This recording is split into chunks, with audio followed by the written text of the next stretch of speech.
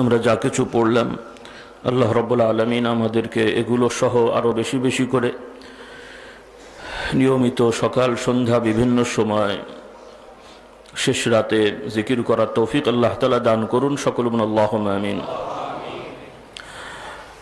ইমানদারদের বৈশিষ্ট্য কোরআনুল কারীম আল্লাহ তাআলা বলছেন যে ইমানদার সদা সর্বদা আল্লাহ তাআলাকে স্মরণে রাখার চেষ্টা করে। কোরআনুল কারীম আল্লাহ তাআলা বলছেন ওয়ায-যাকিরিন আল্লাহ কাসীরান ওয়ায-যাকিরাত। আল্লাহ রাব্বুল আলামিন ইমানদার নারী পুরুষ প্রত্যেকের বর্ণনা দিয়ে ধারাবাহিকভাবে ইন্নাল মুমিনিনা ওয়াল মুমিনাতি ওয়াল কানিতিনা ওয়াল কানিতাতি ওয়াল মুস্তাগফিরিনা ওয়াল মুস্তাগফির, এভাবে কোরআনুল কারীম আল্লাহ তাআলা ইমানদারদের বৈশিষ্ট্য বর্ণনা করে বলছেন যে ইমানদাররা বেশি বেশি আল্লাহ তাআলা দরবারে ক্ষমা চায়, পুরুষ হোক আর নারী হোক। কারণ আমরা মানুষ, নারী পুরুষ যারা রয়েছি সবাইকেই আল্লাহ তাআলার বান্দা হতে হবে। এটা হলো মানুষের প্রতি বড় দায়িত্ব, জিন সম্প্রদায়ের প্রতি বড় দায়িত্ব। আর অন্যান্য যত সৃষ্টি রয়েছে সকলেই সদা সর্বদা আল্লাহ তাআলার হুকুমেই সবকিছু তারা পরিচালনা করছে। সকলে বলুন সুবহানাল্লাহ। দুইটা সম্প্রদায় বা দুইটা সৃষ্টিবাদে এদেরকে বলা হয় আহলুত তাকলিফ, মুকাল্লাফ। ফেরেশতা বলেন, অন্যান্য যে সৃষ্টিগুলো পশু পাখি সহ যা কিছু রয়েছে আল্লাহ তাআলার অগণিত সৃষ্টি আছে, প্রত্যেকেই যে যে কাজগুলো করছে আল্লাহ তাআলা যেভাবে দিক নির্দেশনা দিয়ে সৃষ্টি করেছেন সেভাবেই তারা চলছে, ব্যতিক্রমটি তাদের ঘটে না। দুটা সম্প্রদায় মানুষ এবং জিন, এদের প্রতি আল্লাহ তাআলার হুকুম ইবাদত করা, এবং এই মানুষ জিন সম্প্রদায়ের একটা বড় অংশ বা একটা অংশ আল্লাহ তাআলার ইবাদতে আছে, সকলে বলে আলহামদুলিল্লাহ, থাকবে। আর একটা বড় অংশ যারা আল্লাহ তাআলার এই হুকুম মানছে না বা মানবে না, এটা আল্লাহ তাআলা জেনেছেন, তথাপি তাদেরকে বাধ্য করেননি ইবাদত করার জন্য, আবার গুনাহ করার জন্য বাধ্য করেননি। যে ইবাদতের মধ্যে আছে সে আল্লাহ তাআলার দয়াতে ইবাদত করছে, সকলে বলুন সুবহানাল্লাহ। আর যে অন্যায় করছে তাকে অন্যায় করতে আল্লাহ তাআলা বাধ্য করেননি, তাকে আল্লাহ তাআলা ছেড়ে রেখেছেন তার নিজের ইখতিয়ার, স্বাধীনতার উপরে। স্বাধীনতা দিয়ে আবার বুঝ দিয়েছেন ভালো মন্দর। আল্লাহ তাআলা কোরআনুল কারীমে বলছেন ওয়া নাফসিন ওয়া মা সাওয়াহা ফাআলহামাহা ফুজুরাহা ওয়া তাকওয়াহা। আল্লাহ তাআলা এই নফস প্রবৃত্তিকে সৃষ্টি করে এটার ভালো দিক কি খারাপ দিক কি এটা আল্লাহ তাআলা ইলহাম করে দিয়েছেন, জানিয়ে দিয়েছেন। আল্লাহ তাআলার পক্ষ থেকে জানানোটা বিভিন্নভাবে হয়, ফেরেশতাদের মারফতে হয়, ফেরেশতাদের ছাড়া হয়, ফেরেশতাদের দ্বারা নবী, নবীদের থেকে আবার মানুষরা শেখেন, নবীরাও মানুষ, বিভিন্ন নিয়মে আল্লাহ তাআলা শেখান। তো এই শিক্ষাটা নবুয়ত বলে, রিসালত বলে, তালিম বলে, ইলহাম বলে, ইলকা বলে, রুইয়া সাদিকা বলে। স্বপ্নের মাধ্যমে আল্লাহ তাআলা শেখান, অন্তরে উদয় করে দেন, অদৃশ্য থেকে আওয়াজ দিয়ে শেখান। এগুলো সবকিছু আল্লাহ তাআলার পক্ষ থেকে বান্দাকে শেখানোর ব্যবস্থা, সকলে বলুন সুবহানাল্লাহ। তবে এই শিখার মানদণ্ড আছে। নবী রসুলদের পরে বর্তমান সমাজে বা মুহাম্মদ রাসূলুল্লাহর পর থেকে ইলকা, ইলহাম, স্বপ্ন অর্থাৎ অন্তরে উদয় করে দেয়া, গায়েবীভাবে জানানো, মানে অদৃশ্য থেকে আওয়াজ পাওয়া বা অনুভব করা, স্বপ্নের মাধ্যমে কিছু জানতে পারলে এগুলোকে কোরআন সুন্নাহর আলোকে বাছবিচার করে সেটার আলোকে মানতে হয়, সরাসরি মানা যায় না। সরাসরি মানতে গেলে মুশকিল হয়ে যাবে, কারণ মুহাম্মদ রাসূলুল্লাহ সাল্লাল্লাহু আলাইহি ওয়াসাল্লামের ইন্তেকাল, ওফাতের পরে বা তার সমাজে যারা নাই, তার সময় কিন্তু তার সমাজে ছিল না, রাসূলুল্লাহ সাল্লাল্লাহু আলাইহি ওয়াসাল্লামের সাথে সাক্ষাৎ হয়নি, তাদের স্বপ্ন, ইলকা, ইলহাম রাসূলুল্লাহ সাল্লাল্লাহু আলাইহি ওয়াসাল্লামের থেকে ব্যাখ্যা জানতে পারেনি। এই ধরনের ইলকা, ইলহাম, রুইয়া সাদিকা, যেটাকে স্বপ্ন বলা হয় বা সত্য স্বপ্ন, রুইয়া সাদিকা মানে সত্য স্বপ্ন, আর রুইয়া মানে হলো স্বপ্ন আমভাবে কমন। আহলামও বলা হয়। এগুলো কোরআন সুন্নাহর আলোকে মানতে হয়। কোরআন সুন্নাহর সাথে সাংঘর্ষিক হলে, সে কোথাও গায়েবীভাবে শব্দ পেল যে কাজটা করা ভালো বা এটা খারাপ, কিন্তু যেটা বলা হলো কোরআন হাদিসের হুকুমের থেকে দেখা গেল যে ব্যতিক্রম, তাহলে এটা মানা যাবে না। অন্তরে উদয় হলো, এলকা হলো, কোনো জিনিস করলে ভালো হবে, কিন্তু তার কাছে অভিরুচিতে ভালো মনে হচ্ছে, কিন্তু কোরআন সুন্নাহর দৃষ্টিতে এটা খারাপ, মিলল না, তাহলে এটা করা যাবে না। স্বপ্ন দেখলো কোনো একজন ভালো মানুষ, নুরানি চেহারা, মানে যাদেরকে দেখলে যেই সিমটম দেখলে মনে হবে যে লোকটা ভালো, এই ধরনের, অথবা এই সম্প্রদায় ভালো, তাদের পক্ষ থেকে স্বপ্নে পাওয়া গেল যে এই কাজ করতে হবে বা এটা খারাপ বা এটা ভালো, কিন্তু বাস্তবতায় ওইটা মিলল না কোরআন সুন্নাহর সাথে। যেটা ভালো বললো কোরআন হাদিস দ্বারা ওটা খারাপ, বা যেটা খারাপ বললো সেটা কোরআন হাদিস দ্বারা ভালো, তাহলে এই স্বপ্নও মানা যাবে না। তাহলে এটা হলো হুকুম আহকাম, নিয়মতান্ত্রিকতার শরীয়তের মাসলা। আর আল্লাহ রাব্বুল আলামিন আমভাবে জানিয়ে দিলেন মানুষের স্বাভাবিক তবিয়ত, স্বাভাবিকতার দ্বারা তারা ভালো মন্দ একটা বাজ বিচার করতে পারে, সেখানেও তারা বুঝতে পারে কোনটা ভালো কোনটা খারাপ। উদাহরণস্বরূপ কোরআন সুন্নাহর আইনে মাদক সেবন করা বড় অপরাধ, মাদক উৎপাদন করে সেগুলোকে মানে সমাজে বিলি করা, চালানো, এটার অনুমোদন দেয়া বা এটাকে মানে সমাজে প্রতিষ্ঠিত করার চেষ্টা করা বড় অপরাধ। কত বড় অপরাধ! যারা মাদক সেবন করে শরীয়তে দুনিয়ায় শাস্তি আছে। কোরআনুল কারীমের বিধানে মুসলমান আমরা বিশ্বাস করি আল্লাহ তাআলার বিধানে দুরকম শাস্তি। কিছু অন্যায়ের শাস্তি দুনিয়াতেও সামাজিকভাবে রাষ্ট্রের নিয়মে দিতে হয়, আর কিছু শাস্তি আল্লাহ রাব্বুল আলামিন দুনিয়ায় দেন না, শুধুমাত্র আখেরাতে দেন। সেটা হলো চূড়ান্ত শাস্তি, আখেরাতেরটা চূড়ান্ত। একজন শিরক করলে আল্লাহর সাথে শরিকানা বড় অপরাধ, সব থেকে বড় অপরাধ, যেটা মুসলিম ছাড়া অন্য ধর্মে সবাই করে। তথাপি এই অপরাধের জন্য সামাজিকভাবে আল্লাহ তাআলা কোনো শাস্তি ঘোষণা করেননি, তাদেরকে সুযোগ দিয়েছেন। আমরা যারা মুমিন মুসলমান দায়িত্ব হলো তাদেরকে দাওয়াত দেওয়া, পৌঁছানো, জানানো, বোঝানো, শেখানো। মানলে ঠিক আছে, না মানলে তাদেরকে ছেড়ে রাখা। যদি সে না মেনে মারা যায়, চূড়ান্ত শাস্তি দেবেন কে? আল্লাহ। তবে হ্যাঁ, ব্যতিক্রম যদি হয়, কোনো মুশরিক শরিকানায় বিশ্বাস করে বা বিভ্রান্ত মতামত মুসলিম সমাজে প্রচারের চেষ্টা করে, তাহলে এটা হলো বড় অপরাধ। এখন যদি সে বলে আমার বাক স্বাধীনতা আছে, আমি পারি না, আল্লাহর বিধানে এটা নাই।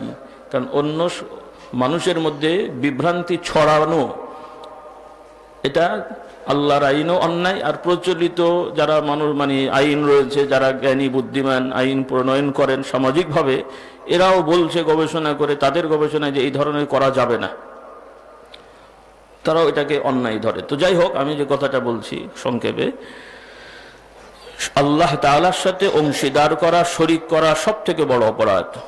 কিন্তু এই অপরাধের জন্য দুনিয়ায় শাস্তি আল্লাহ তাআলা আমাদের হাতে দেননি, তা ব্যক্তিগত দেবেন সেটা ভিন্ন। আরেকটা হলো সামাজিক কিছু অপরাধ, যেমন মদ খাওয়া, ব্যভিচার করা, মাদক সেবন করা বা বিক্রি করা, এই ধরনের যে অপরাধগুলো আছে, চুরি করা, ডাকাতি করা, হাইজ্যাক করা, খুন করা, এই ধরনের যে অপরাধগুলো আছে, আল্লাহ রাব্বুল আলামিনের পক্ষ থেকে কোরআন সুন্নাহ দ্বারা এটার শাস্তি ঘোষণা করা হয়েছে। আমরা মুসলমান বিশ্বাস করব, মুসলমান সমাজে আমরা যারা মুসলমান, আমাদের দায়িত্ব আল্লাহ তাআলার বিধান অনুযায়ী এই অপরাধগুলো শাস্তি দেয়া। তাহলে ইনসাফ হবে, প্রকৃত মানে বিচার ব্যবস্থা চলবে, মানে প্রকৃত অপরাধীকে প্রকৃত শাস্তি দেওয়া হলো। আর এটার বাইরে যদি শাস্তিও দেওয়া হয়, সেক্ষেত্রে অনেক সময় দেখা যাবে যে বাড়াবাড়ি হবে অথবা শিথিলতা হবে। তো দুটোই বেইনসাফি। একজনের অপরাধের তুলনায় শাস্তি বেশি দেওয়া হলো, ইনসাফ হলো না অবিচার হলো? অপরাধের থেকে শাস্তি কম দেওয়া হলো, সেটাও কি হলো? অপরাধ হলো। তাহলে আমরা মুমিন মুসলমান বিশ্বাস করব, এটা আমাদের ইমানের বিষয়, কারোর সাথে ঝগড়া বিবাদ না। যেমন আমরা মুমিন মুসলমান বিয়ে শাদী করি, অন্য ধর্মের লোকেরাও বিয়ে শাদী করে। কোনো কোনো ধর্মে ভাই বোনেও বিয়ে এখনও তারা মানে বৈধ মনে করে, নওজুবিল্লাহ। অথবা মুসলমান আমরা যেই সম্প্রদায়কে বিয়ে করা নিষেধ, আত্মীয় স্বজনের মধ্যে খালা ফুফু বা এই ধরনের, নিজের বোন বাদ দেন, এটাও অন্যান্য ধর্মাবলম্বী ওরাও বিয়েকে মানে, বিবাহকে বৈধ করতে হয় এটা বিশ্বাস করে, কিন্তু এরা এগুলো বিবাহ করে, নওজুবিল্লাহ। তাহলে ওরাও বিয়ে করে, আমরাও বিয়ে করি, তাহলে ওদের বিধান আমাদের বিধান এক? তাহলে ওরাও চোরের শাস্তি দেয়, আমরাও চোরের শাস্তি দিই বা দেবো। ওরা তাদের জ্ঞান বুদ্ধি অনুযায়ী দেয়, কোরআন মানে না, ওরা ডাকাতের শাস্তি দেয় বা ইত্যাদি ইত্যাদি ইত্যাদি। আর আমরা মুমিন মুসলমান যে শাস্তি দেব, আমাদের ইমানের দাবি হলো আল্লাহ তাআলার বিধান অনুযায়ী শাস্তি দেব। তাহলে এটা ইনসাফ প্রতিষ্ঠা করা হলো। আর এই ইনসাফ প্রতিষ্ঠা সমাজে থাকলে রহমত আসবে, বরকত আসবে, শান্তি আসবে। সুবহানাল্লাহ বলেন। আর সামাজিক ন্যায় বিচার যদি না থাকে, সেখানে আমরা উদাহরণস্বরূপ যে একজন নামাজি লোক হজ করেছেন, রোজা রাখেন, জিকির আজকার করেন, কোরআন তেলাওয়াত করেন, এটা ব্যক্তিগত তার ইবাদত, খুব ভালো কাজ, ইবাদত। কিন্তু তিনি যখন সামাজিক কোনো বিচারে আল্লাহ তাআলার আইনের বাইরে শাস্তি দেবেন বা সিদ্ধান্ত নেবেন, তাহলে তার এই সিদ্ধান্তগুলো দ্বারা সমাজ উপকৃত হবে না, সমাজে শান্তি আসবে না, রহমত আসবে না। বা তিনিও যে সিদ্ধান্ত নিলেন এর দ্বারাও তার বিশ্বাসের উপর নির্ভর করে, তিনি যদি বাধ্য হয়ে দেন সামাজিক কারণে, সেটার জন্য তিনি মাজুর। কিন্তু এই বিচার ব্যবস্থার দ্বারা কখনোই সমাজে শান্তি, প্রকৃত শান্তি আসবে না, সাময়িক একটা হবে। কারণ শান্তি দুরকম, একটা হলো যে গতানুগতিক সিস্টেমে কিছু শান্তশিষ্ট থাকা, আর একটা হলো আল্লাহ তাআলার পক্ষ থেকে প্রশান্তি পাওয়া। দুটোর মধ্যে তফাৎ আছে। কি আছে? তফাৎ আছে। তো আল্লাহ তাআলা আমাদের বোঝার তৌফিক দেন, সকলে বলুন আল্লাহুম্মা আমিন। তো যাই হোক, কথা প্রসঙ্গে যেটা আমি বলতে চাচ্ছিলাম ভাইরা, আল্লাহ রাব্বুল আলামিন আমাদেরকে ভালো মন্দ শেখার ব্যবস্থা করে দিয়েছেন, জানিয়ে দিয়েছেন। এবং যারা, কোরআনুল কারীম আল্লাহ তাআলা বলছেন, যারা এই মন্দ কাজ থেকে বিরত থাকবে, ভালো কাজ ঠিকমতো করবে, আল্লাহ তাআলা তাদেরকে দুনিয়া আখিরাতে পুরস্কৃত করবেন। সকলে বলেন সুবহানাল্লাহ।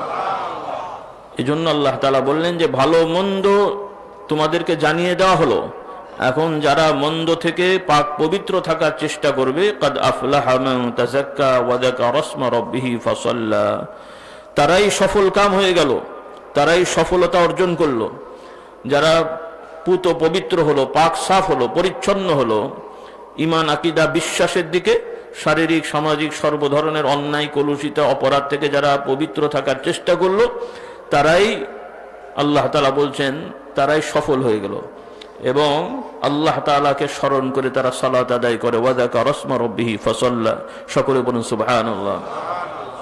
তো আমার ভাইরা, এজন্য আমাদের সকলকে সর্বপ্রথম জ্ঞান অর্জন করতে হবে, জানতে হবে। এই জ্ঞান অর্জন করা, কারণ এটা যদি আমাদের অর্জন করতে না পারি, তাহলে আমাদের ইচ্ছা থাকলেও ভালো কাজ করতে পারবো না। ইচ্ছা থাকলেও ভালো কাজ করা যাবে না। এজন্যই আল্লাহ রাব্বুল আলামিন মুহাম্মদুর রাসূলুল্লাহ সাল্লাল্লাহু আলাইহি সাল্লামের প্রতি ওহী করে এভাবে শিক্ষা দিয়ে বললেন, ফা'লাম আন্নাহু লা ইলাহা ইল্লাল্লাহ। হে নবী, আপনি জানুন, আপনি শিখে নিন। কি শেখেন?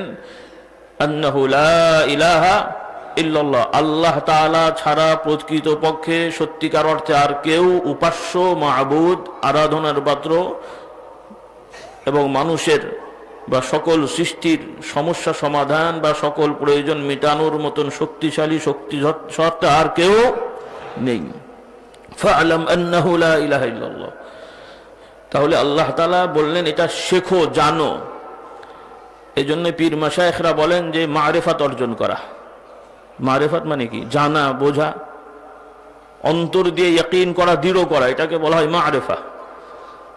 এই মারিফাত পেতে হলে যারা মারিফাতওয়ালা মানুষ, মুহাম্মদ রাসূলুল্লাহর পরে সাহাবা ইকরাম সাল্লাল্লাহু আলাইহি সাল্লাম, সাহাবা ইকরামদের পরে তাবেঈন, তাবেঈনদের পরে তাবেঈত তাবেঈন, মানে তাদের অনুসারী। তাবে' মানে অনুসারী। রাসূলুল্লাহ সাল্লাল্লাহু আলাইহি ওয়াসাল্লাম সাহাবা, সাহাবা মানে হলো যারা রাসূলুল্লাহর সঙ্গীগণ, সাথী সঙ্গীগণ। যারা কিছুটা সময় হলেও রাসূলুল্লাহ সাল্লাল্লাহু আলাইহি সাল্লামের প্রতি ঈমান বিশ্বাস মহব্বতের সাথে সঙ্গী হয়েছেন। মুনাফিকরাও কিন্তু সঙ্গী ছিল, কিন্তু সাহাবা বলা হয় না, কিন্তু শাব্দিক অর্থে প্র্যাকটিক্যালি তারা সঙ্গী। নবীর সাথে নামাজ পড়ছে, নবীর সাথে কাফেলার সাথে যাচ্ছে, নবী জিন্দাবাদ বলছে। মানে রাসূলুল্লাহ সাল্লাল্লাহু আলাইহি সাল্লাম যখন খুতবা দিতে আসতেন মাঝে মাঝে, তখন দুই একটা মুনাফিক সবসময় লেগে লেগে থাকতো, মানে রাসূলুল্লাহ বেরোলেই কাছে কাছে কাছে কাছে থাকতো। এবং তারা কি করতো, সেই কথাই বলে, বাংলা প্রবাদ বাক্য আছে, কি যেন, চোরের মায়ের কি যেন অতি ভক্তি। এরা এত ভক্তি দেখাতো রেওয়ায়েত, যেটা রাসূলুল্লাহ সাল্লাল্লাহু আলাইহি ওয়াসাল্লামের সাথে সাথে থাকতো। আর ওদের চাপে অনেক সময় যারা সত্যিকার সাহাবা এরাও অনেক সময় চান্স পেত না আর কি। সাথে সাথে থেকে রাসূলুল্লাহ আসছেন, এখন আপনাদের প্রতি ওয়াজ করবেন, নসিহত করবেন, আগে আগে বড় বড় কথা। তার মানে আবার এরকম বললেই মুনাফিক মনে করেন না, আর ভুল বুঝেন না, মানে অতিভক্তি দেখিয়েছে। তাহলে রাসূলুল্লাহর সাথে সাথে ঘুরেছে, রাসূলুল্লাহ সাল্লাল্লাহু আলাইহি ওয়াসাল্লামের দৃশ্যত পক্ষে ক্যাম্পাস করেছে, আল্লাহ মাফ করুক, কিন্তু অন্তর দিয়ে ইসলাম, আল্লাহর দিন বিধান, কোরআন আল্লাহর কথা, মুহাম্মদুর রাসূলুল্লাহ সাইয়্যিদুল মুরসালিন শেষ নবী খাতামুল আম্বিয়া বিশ্বাস করে নেই। তাহলে মুসলমান, সাহাবী তো দূরের কথা, মুসলমানই হয় নাই। আল্লাহ তাআলা বলছেন এরা মুনাফিক। তাহলে মুনাফিকরা সাহাবী না। আর যারা সাহাবী, ওই এই জন্য বললাম ঈমান বিশ্বাস মুহাব্বত আনুগত্যতার সাথে রাসূলুল্লাহ সাল্লাল্লাহু আলাইহি ওয়াসাল্লামকে যারা দেখেছেন এরা হলো সাহাবী। সাহাবীদেরকে ঈমান আকীদা বিশ্বাস মহব্বতের সহিত যারা অনুসরণ করেছেন, তাকে আর পারিভাষিকভাবে মুসলমানরা বলছে তাবেঈন, বহুবচন। এরপরে আসছে তাবেঈন। এই তিনটা প্রজন্মের কথা লেখা হয়েছে এইভাবে ধারাবাহিকভাবে শিষ্টাচার বন্টন করার জন্য, মেনটেন করার জন্য। তারপরে আল্লাহ তাআলার কিছু প্রিয় বান্দা যাদেরকে আমরা ইমাম হিসেবে পাচ্ছি বা বিশ্বাস করছি। আমরা কেন করছি? যে আমাদের পূর্ববর্তী 1000 বছর ধরে আল্লাহ তাআলার প্রিয় বান্দা যারা ধারণা করা হচ্ছে, তারা তাদেরকে ইমাম হিসেবে স্বীকৃতি দিয়েছেন, অর্থাৎ তারা সামাজিক মুমিন মুসলমানদের নেতৃত্ব দিয়েছেন সর্ব ব্যাপারে। সকলে বলুন সুবহানাল্লাহ। ইমাম মানে নেতা, নেতৃত্ব দানকারী। তাদের মধ্যে অন্যতম হলো হযরত ইমাম আবু হানিফা রাহমাতুল্লাহ আলাইহি, হযরত ইমাম মালিক রাহমাতুল্লাহ আলাইহি, ইমাম শাফি রাহমাতুল্লাহ আলাইহি, ইমাম আহমদ বিন হাম্বল রাহমাতুল্লাহ আলাইহি, তাদের শাগিরিদগণ উল্লেখযোগ্য। এরপরে হাদিস সংকলক ইমামগণ, মুহাদ্দিসিন, এরপরে কোরআনুল কারীমের তাফসীর সংকলন যারা করেছেন মুফাসসিরিন, এনারা সকলকে ইমাম বলা হচ্ছে। তাহলে এই পরস্পর দেখে দেখে মহব্বত করে শুনে শুনে যে ইলম শেখা হয়েছে, এটাই হলো মারিফাত, এটাই হলো প্রকৃত জ্ঞান, প্রকৃত ইলম। সকলে বলুন সুবহানাল্লাহ। এই ইলম অর্জন করা সকল মুমিন মুসলমান নারী পুরুষ সবার জন্য ফরজ। সবার জন্য কি ফরজ? ফরজ কাকে বলা হয়? যে আল্লাহ তাআলার এমন বিধান, যে বিধান যার প্রতি ফরজ, মানে যার প্রতি এটা করা সম্ভব, সে যদি ওইটা পালন না করে বা ওইটা যদি না মানে, তাহলে সে কঠিন অপরাধী হলো, বড় অপরাধী হলো, যেই অপরাধের শাস্তি হলো জাহান্নামে পোড়া, জাহান্নামে শাস্তি পাওয়া। সকলে বলি নাউযুবিল্লাহ। যেমন প্রচলিত ভাবে বলা হয় এটা দণ্ডনীয় অপরাধ। দণ্ডনীয় দণ্ডবিধি আছে, দণ্ডনীয় অপরাধ মানে এই অপরাধ করলে দণ্ড হবে, জেল হবে, জরিমানা হবে, কি বলে সশস্ত্র, কি বলে সশ্রম কারাদণ্ড হবে, নিরশ্রম কারা, অনেক রকমের কথা আছে, ব্যাখ্যা আছে। তো খুব ভালো করে খেয়াল করবেন আমার ভাই বোনেরা, বিশেষ করে যুবক ভাইরা, শরীয়তের এই যে কথাগুলো বলা হয়, এটা আগে ভালো করে জানলে আমাদের বুঝতে সহজ হবে। আমরা অনেকেই জানি যে এই জিনিসটা ফরজ, কিন্তু আদায় করি না। তার মানে আমরা বুঝতে পারিনি যে ফরজটা কতটুকু গুরুত্বপূর্ণ।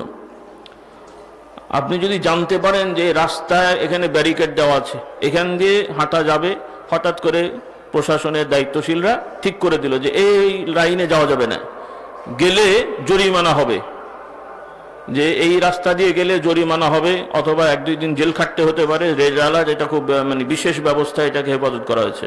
আপনারা এই রাস্তায় হাঁটবেন, আপনি যদি পড়তে জানেন, দেখতে জানেন, শুনতে পারেন, আর ওই ধরনের জায়গা থাকে, যাবেন কেউ? পুলিশ বলে যে ভাই এই দিক দিয়ে যাবেন না, গেলে কি হবে ভাই? গেলে জরিমানা হবে, অথবা 1 দিন জেলও হতে পারে। কে বুঝদার লোক কেউ যাবে? কে যাবে? কে যাবে? পাগল, মানে যার হুঁশ জ্ঞান নেই।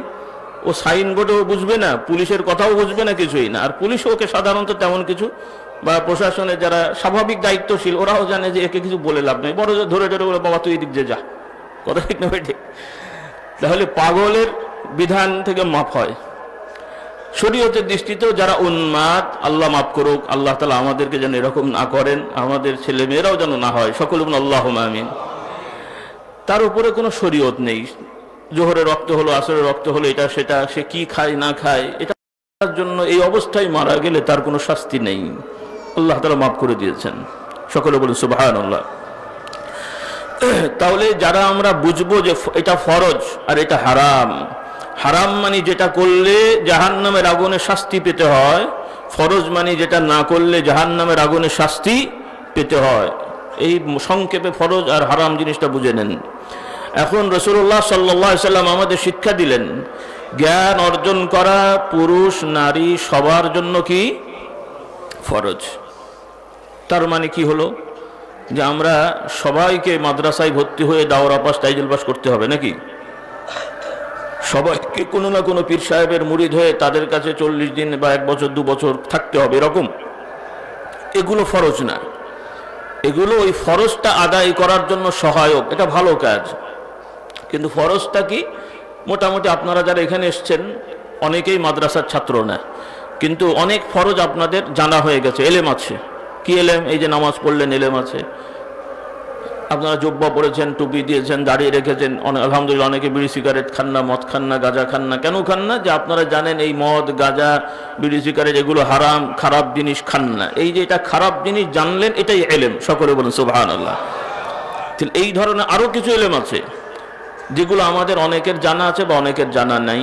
তো এই জ্ঞান অর্জনটা ফরজ, আর জ্ঞানের সাথে যেটা হালাল হারাম আমরা বুঝতে পারছি ওইটা মানাটাও আমাদের জন্য কি ফরজ। এখন আমি বিশ্বাস করি, জানি যে বিড়ি খাওয়া হারাম, কিন্তু খাই, তাহলে এই বিশ্বাসের কারণে ওই যে বিড়ি খেলে কি গুনাহ মাফ হয়ে যাবে? মদ খাওয়া হারাম, কিন্তু নাউজুবিল্লাহ কেউ খায়, তাহলে সে জানে এটা হারাম, জিজ্ঞেস করলেও সে বলতে পারে এটা হারাম। নাউজুবিল্লাহ হয়তো বা 2-4 পাতা কোরআন হাদিস পড়েছে, সে হয়তো দলিলও বলতে পারবে যে এই আয়াতে এত নম্বর সূরার এত নম্বর আয়াতে আল্লাহ মদ হারাম করেছেন, কিন্তু সে খায়। তাহলে কোরআনের অত নম্বর আয়াতে, হাদিসের অত, ওই কিতাবের হাদিসে এটা হারাম বলা হয়েছে, সে জানে, বিশ্বাস করে, কিন্তু খায়। এই জানার কারণে কি খাওয়ার গুনাহ মাফ হবে? তাহলে প্রশ্নটা এখানে। তাহলে জানাটা ফরজ এজন্য, মানার জন্যে। আর যে জানলো মানলো না, তাহলে এই জানাতে কোনো লাভ হলো না, মানে এই জানার দ্বারা সে জাহান্নাম থেকে মুক্ত হবে না, সকলে বলি নাউজুবিল্লাহ। এই জন্য আমার ভাই বোনদের আহ্বান করি, সবাই হয়তো মাদ্রাসায় পড়তে পারবো না, সবাই হয়তো বিভিন্ন আলেম ওলামার কাছে বেশি সময় ব্যয় করতে পারবো না, কিন্তু কমনভাবে, মৌলিকভাবে ফরজ ওয়াজিব সম্পর্কে জ্ঞান অর্জন করার চেষ্টা করব। এটা আমাদের ফরজ দায়িত্ব। এটাই রাসূলুল্লাহ সাল্লাল্লাহু আলাইহি ওয়াসাল্লাম বললেন, যেটা সাহাবা ইকরামদের অর্জন হয়েছিল, সকলে বলুন সুবহানাল্লাহ। তাদের পরবর্তী তাবেঈনদের সময় অর্জন হয়েছিল। এজন্য রাসূলুল্লাহ সাল্লাল্লাহু আলাইহি ওয়াসাল্লাম আল্লাহর নবীর পরবর্তী শতাব্দীগুলোকে উত্তম বলে ঘোষণা করলেন। রাসূলুল্লাহ সাল্লাল্লাহু আলাইহি ওয়াসাল্লাম বললেন, সর্বোত্তম শতাব্দী হলো আমার পরে, আমার শতাব্দী, তারপরে তার পরের শতাব্দী, তারপরে তার পরের শতাব্দী। এভাবে মোটামুটিভাবে একটা বর্ণনা এসছে, আরও অন্যান্য কিছু কথা আছে, সংক্ষেপে বলছি। রাসূলুল্লাহ সাল্লাল্লাহু আলাইহি ওয়াসাল্লাম এই শতাব্দীগুলোর উপরে আল্লাহ রাসূল সাল্লাল্লাহু আলাইহি ওয়াসাল্লাম স্বীকৃতি দিলেন যে এরা হলো ভালো। কি ভালো ভাই? তাদের সমাজে 10 তলা 20 তলা বিল্ডিং ছিল না, আমাদের সমাজের মতো, বা আরো, মানে এখন উন্নত বিশ্বে যেভাবে সুন্দর সুন্দর রাস্তাঘাট, গাড়ি ঘোড়া, খাবার দাবার, জামা কাপড়, পয়সা করি, এরকম ছিল না। কিন্তু তারা সর্বোত্তম ছিলেন কিসের দিক থেকে? মানবিকতা, আখলাক, চরিত্র, শিষ্টাচার, এই সব বিষয়ে তারা যে ছিলেন, ইতিহাস সাক্ষী দেয় তাদের পরবর্তী থেকে এ পর্যন্ত, এবং মোটামুটিভাবে বলা যায় ইমাম মাহদী এবং ঈসা আলাইহিস সালাম আসা পর্যন্ত মাঝখানে ওই ধরনের একটা সমাজ পুরোপুরি পাবো এমনটি আশা করা যাচ্ছে না। কেন এতদিন হয়নি, আর কেমন করে হবে? তবে ওই দুইটা কেন বললাম? যেহেতু ওই দুইটা আল্লাহ তাআলার এমন কিছু বান্দাদের সময় হবেন যারা পুরো পৃথিবীটাকে কন্ট্রোল করবেন, সকলে বলুন সুবহানাল্লাহ। আমরা বিশ্বাস করি ইমাম মাহদী বলে একজন আল্লাহর প্রিয় বান্দা আছেন, তিনি আসবেন। ঈসা আলাইহিস সালাম আল্লাহ তাআলার নবী, আল্লাহ তাআলা তাকে আসমানে উঠিয়ে রেখেছেন, তিনি নাজিল হবেন। তার মৃত্যু হয়নি, ইন্তেকাল হয়নি, বা শাব্দিক অর্থে ইন্তেকাল হয়েছে কিন্তু মৃত্যু হয়নি, তারও মৃত্যু হবে। তো ঈসা আলাইহিস সালামের সময় পুরো পৃথিবীটাই ঈসা আলাইহিস সালাম রাজত্ব করবেন, কন্ট্রোল করবেন। সেই সময়ে ইনসাফ, আদালত, পরিপূর্ণ সমাজ হয়ে যাবে। সকলে বলুন সুবহানাল্লাহ। তো সেটা হবে, মাঝখানে আর হবে না, কিছু হবে কিছু হবে না। এটা তার মানে এটা নয় যে আমরা দায়ী সারা, যেহেতু রাসূলুল্লাহ বলেছেন, অথবা বাস্তবতায় হবে না বলা যাচ্ছে, তার মানে আপনারা অন্যায় করবেন নাকি? একটা এলাকার উল্লেখযোগ্য মানুষ যদি মদ খায়, আপনারাও খাবেন নাকি? যেমন হয়তো আশা করি আলহামদুলিল্লাহ বাংলাদেশ, ভারত আশা করি অনেকটাই এই দিক থেকে সমস্যা মুক্ত আছে, মানে মেজরিটি মদখোর না। কিন্তু ইউরোপ আমেরিকার মেজরিটি কি? বেশিরভাগই মদ খায় তারা। আমরা শরবত খাই বা পেপসি, 7 আপ, কোক, এমন যেভাবে আমরা খাই, ওরাও অধিকাংশ মানুষ সেভাবেই মদ খায়। এখন ওই সমাজে যারা মুসলমান আছেন, ওদের দেখা দেখি কি বলবে যে ওরাও যেহেতু খায়, তো আমরা 3-4 জন আর না খাওয়ার কি আছে, আমরাও খাই, তাই বলা হবে নাকি? তো এটা বলছি এই জন্যে, আল্লাহ মাফ করুক, অন্যদের অপরাধের দোহাই দিয়ে নিজের অপরাধ থেকে নিজে মুক্ত হতে পারবো না, দুনিয়াতেও নয় আখিরাতেও নয়। এটা আমাদের একটা বড় সমস্যা সামাজিকভাবে, যে বহু মুসলমান ভাই বোনেরা অন্যরা অন্যায় করছে বা শরীয়ত মানছে না, এটার দোহাই দিয়ে নিজেরাও শিথিলতা করেন। ভাই কেউই করে না, কেউ মানে না, তো আমি আর কি করব, নাউজুবিল্লাহ। কিন্তু আমাদের মুমিন মুসলমানের বিশ্বাস হবে, কেউ মানুক আর না মানুক, আমি আমারটা মেনে চলবো, কারণ আমার কবরে সে যাবে না। কিয়ামতের ময়দানে আল্লাহ তাআলার দরবারে যখন দণ্ডায়মান হতে হবে, তখন আমার জায়গায় সে দাঁড়াবে না, আমি আমারটা নিয়ে থাকবো, আমার আল্লাহ আমাকে নাজাত দিয়ে দেবেন। সকলে বলুন সুবহানাল্লাহ। এই জন্য আমার ভাইরা, অন্যের অন্যায় যেন আমাদেরকে অন্যায় করতে প্রভাবিত না করে। আমরা আমাদের নিজেদেরকে হেফাজত করব, অন্যদেরকে দাওয়াত দেব, নসিহত করব। তারা মানলে আল্লাহ শুকরিয়া, না মানলেও আল্লাহ তাআলা দরবারে হেদায়েতের দোয়া করতে থাকবো। এটাই হচ্ছে ইমানদারের বৈশিষ্ট্য। কিন্তু অন্যর অন্যায় দেখিয়ে আমরা যদি অবজ্ঞা করি, অন্যায় কি বলে আপনার শিথিল হয়ে যায়, তাহলে আল্লাহ তাআলা দরবারে আমরা ধরা পড়ে যাব। এটাই আল্লাহ রাব্বুল আলামিন সাবধান করে দিলেন, আমাদেরকে উৎসাহ দিলেন, আবার সাবধান করে দিলেন। আল্লাহ রাব্বুল আলামিন বললেন, আলাইকুম আনফুসাকুম লা ইয়াদুররুকুম মান দাল্লা ইযা ইহতাদাইতুম। হে আমার বান্দারা, তোমরা তোমাদের নিজেদেরকে হেফাজত করো, নিজেদেরকে সংরক্ষণ করো। তোমাদের আশপাশের অন্যরা যারা বিভ্রান্ত হচ্ছে, ওদের বিভ্রান্তির কারণে তোমাদের কোনো ক্ষতি হবে না। সকলে বলুন সুবহানাল্লাহ। তবে হ্যাঁ, একটা দায়িত্ব পালন করে যেতে হবে, সেটা হলো নসিহত, সেটা হলো মানুষকে দাওয়াত দেওয়া সাধ্য অনুযায়ী। কার কি সাধ্য আছে আল্লাহ তাআলা অন্তর দেখছেন, এটা আমাদের ফতোয়া দেওয়ার বিষয় না। হয়তো আমার কাছে মনে হবে যে ওই লোকটার হজে যাওয়ার সামর্থ্য আছে, আমি সমালোচনা করলাম, অমুকে তো মাশাআল্লাহ অনেক টাকা পয়সা আছে, হজে গেল না, ও গুনাহগার। এই ফতোয়া দেওয়ার আমার দরকার নেই। হয়তো আমার কাছে মনে হবে কারো সামর্থ্য আছে, কিন্তু বাস্তবে তার সামর্থ্য নেই, এরকম হতে পারে না ভাই? তো এজন্য হয়তো সমাজে কোনো অন্যায় চললে সেইখানে সেই সমাজে কিছু ভালো মানুষ আছেন, যাদেরকে হয়তো দৃশ্যত মনে হচ্ছে ওনাদেরকে মানুষ মানেন, তাহলে ওনারা উদ্যোগ নিলে তো হয়তো সমস্যাটা যেত। কিন্তু বাস্তবতায় দেখা যাবে যে ওনাদেরও সেই শক্তি ক্ষমতা নেই যে উদ্যোগ নিয়ে মানুষকে বাধা দেবেন। কথা বুঝতে পারেননি? এজন্য আমাদের আরেকটা জিনিস খেয়াল রাখতে হবে, যে আমরা অনেক সময় মুমিন মুসলমানের প্রতি বদধারণা করি, কুধারণা করি। আপনার সুধারণাটাই সব হবে, কিন্তু কুধারণাটাই আপনি গুনাহগার হবেন। সুধারণা যদি আপনার ভুলও হয়, তাও আপনি গুনাহগার না। সুধারণা ভুল হলে গুনাহগার না, কিন্তু কুধারণা সত্যি হলেও আপনি গুনাহগার, আর মিথ্যা হলে তো আরো বড় গুনাহগার, নাউজুবিল্লাহ। এই জন্য কোনো মুমিন মুসলমানের প্রতি বা কোনো মানুষের প্রতি কুধারণা করা যাবে না। এটা একটা বড় সবক। পীর মাশাইয়ের কাছে তো সবক নেওয়া হয়, মানে শিক্ষা নেওয়া হয় যে আমি কি কি আমল করব। এই আমলগুলো বড় সবক। ওজিফা শুধু এটা নয় যে সকাল সন্ধ্যা কিছু জিকির করা, কিছু দরুদ শরীফ পড়া, কিছু তাসবিহ পড়া, নিঃসন্দেহে এগুলো বড় বড় ইবাদত। কিন্তু এর সাথে আনুষঙ্গিক যে সবকগুলো আছে, এগুলো যদি নিয়মিত আমল না করা হয় বা এগুলোর প্রতি যদি লক্ষ্য না রাখা হয়, তাহলে ওই আমল দ্বারা আমরা অগ্রসর হতে পারবো না। এই জন্য আল্লাহ রাব্বুল আলামিন আমাদেরকে শিক্ষা দিলেন, হে ঈমানদারেরা, তোমরা বেশিরভাগ ধারণা থেকে বেঁচে থাকো, কারণ এই ধারণাটা ধারণার একটা বড় অংশই বা উল্লেখযোগ্য অংশই হলো গুনার কাজ। কুধারণা রাখবে না। তো বলতে চাচ্ছিলাম যে আমাদের দায়িত্ব হবে মানুষকে জানানো, দাওয়াত দেওয়া, শেখানো। আর সেই ক্ষেত্রে সর্বপ্রথম নিজের পরিবার দিয়ে শুরু, সমাজ দিয়ে শুরু, এলাকাবাসীদের শুরু। রাসূলুল্লাহ সাল্লাল্লাহু আলাইহি ওয়াসাল্লাম যেটা শুরু করেছেন, রাসূলুল্লাহ সাল্লাল্লাহু আলাইহি ওয়াসাল্লাম মক্কা শরীফে দাওয়াত দিলেন, সবাইকে দিলেন। তার মধ্যে রাসূলুল্লাহ সাল্লাল্লাহু আলাইহি ওয়াসাল্লাম নিজের চাচা, ফুফু, খালা এই ধরনের যারা আছেন এদেরকেও যে দাওয়াত দিলেন, বললেন, বোঝালেন নম্রতার সহিত, ভদ্রতার সহিত। এভাবে আত্মীয় স্বজনকে বলতে থাকলেন। তো এই দাওয়াত আলহামদুলিল্লাহ আমরা সকলেই মুমিন মুসলমান, আমাদের আত্মীয় স্বজন অধিকাংশই সকলেই মুমিন মুসলমান, কাফের মুশরিক সেরকম নেই।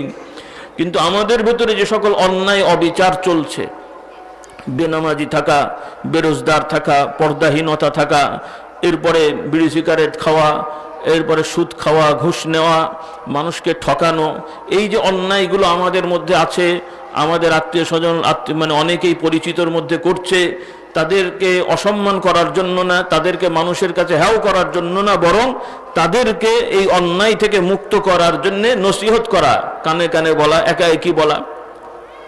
আমাদের একটা ভুল আছে, অনেক সময় হক কথার নামে অনেক মানুষকে এমনভাবে বিব্রতকর পরিস্থিতি ফেলে দিই যে বেচারা ঝামেলায় পড়ে যায়। আমি বলি আমি তো হক কথা বলেছি না। হক কথা বলার মানে কাউকে বিপদে ফেলা না। নসিহত করার নিয়ম হলো, দাওয়াত দেওয়ার নিয়ম হলো নম্রতা, ভদ্রতার সহিত, এবং তার সেন্টিমেন্টে লাগে এই ধরনের করে না বলা, বরঞ্চ আগ্রহের সহিত যথাসাধ্য চেষ্টা করা যে সে বুঝবে যে আমি তার কল্যাণার্থেই বলছি, তাকে বিব্রতকর করার জন্য না, তাকে ফাঁসানোর জন্য না, তাকে মানুষের সামনে অপমান করার জন্য না। সব থেকে বড় যারা অপরাধী ছিলেন, সব থেকে বড় বড় যারা অপরাধী ছিল পৃথিবীর বুকে, তাদের মধ্যে অন্যতম দু একজনের নাম বলেন তো ভাই। বড় বড় অপরাধী, হ্যাঁ, ফেরাউন, নমরুদ, হামান, সাদ্দাত, এরা বড় বড় অপরাধী ছিল। কিন্তু এই এত বড় বড় অপরাধীর জন্যে আল্লাহ তাআলা নবী রাসূলগণকে দায়িত্ব দিয়েছেন তাদেরকে দাওয়াত দেওয়ার ক্ষেত্রে। সেখানে আল্লাহ রাব্বুল আলামিন মুসা এবং হারুন আলাইহিমুস সালাম তাদেরকে এভাবে বললেন না যে হে মুসা, হারুন, আমার নবীগণ, নবীদয়, তোমরা ফেরাউনের কাছে যে ওকে গালাগালি করে ওকে সতর্ক করে দাও, ওর অন্যায়গুলো তুলে ধরে আচ্ছা মতো গালাগালি করবে, এত বড় অন্যায় করলো কেন, করে ওকে সতর্ক করে দাও। তাই বললেন তো নাকি? হক কথা না। আমরা যে হয়তো বলবো যে ওকে ওনাকে যে ভালো করে বলো, এই জালিমের বাচ্চা, জালিম, অমুক তমুক, মানে মুখে যা আছে বলে টলে তাকে বলে খবরদার এগুলো করবে না। এরপরে হয়তো মিছিল, অমুকের চামড়া ছুলে নেবো আমরা। তাহলে আমার এই মিছিল মিটিং অথবা এর কারণে যে লোকটার সম্পর্কে বা যাদের সম্পর্কে আমরা বলছি, ওরা তো ভয় পেয়ে অন্যায় ছেড়ে দেবে তো নাকি? প্র্যাকটিক্যাল কি হবে? তখন আরো জেদ বাড়বে যে করে যদি আরো করে দেখাবো, উল্টাটা হবে। এটা মানুষের সাইকোলজি। আল্লাহু আকবার। দিনটা শেখেন।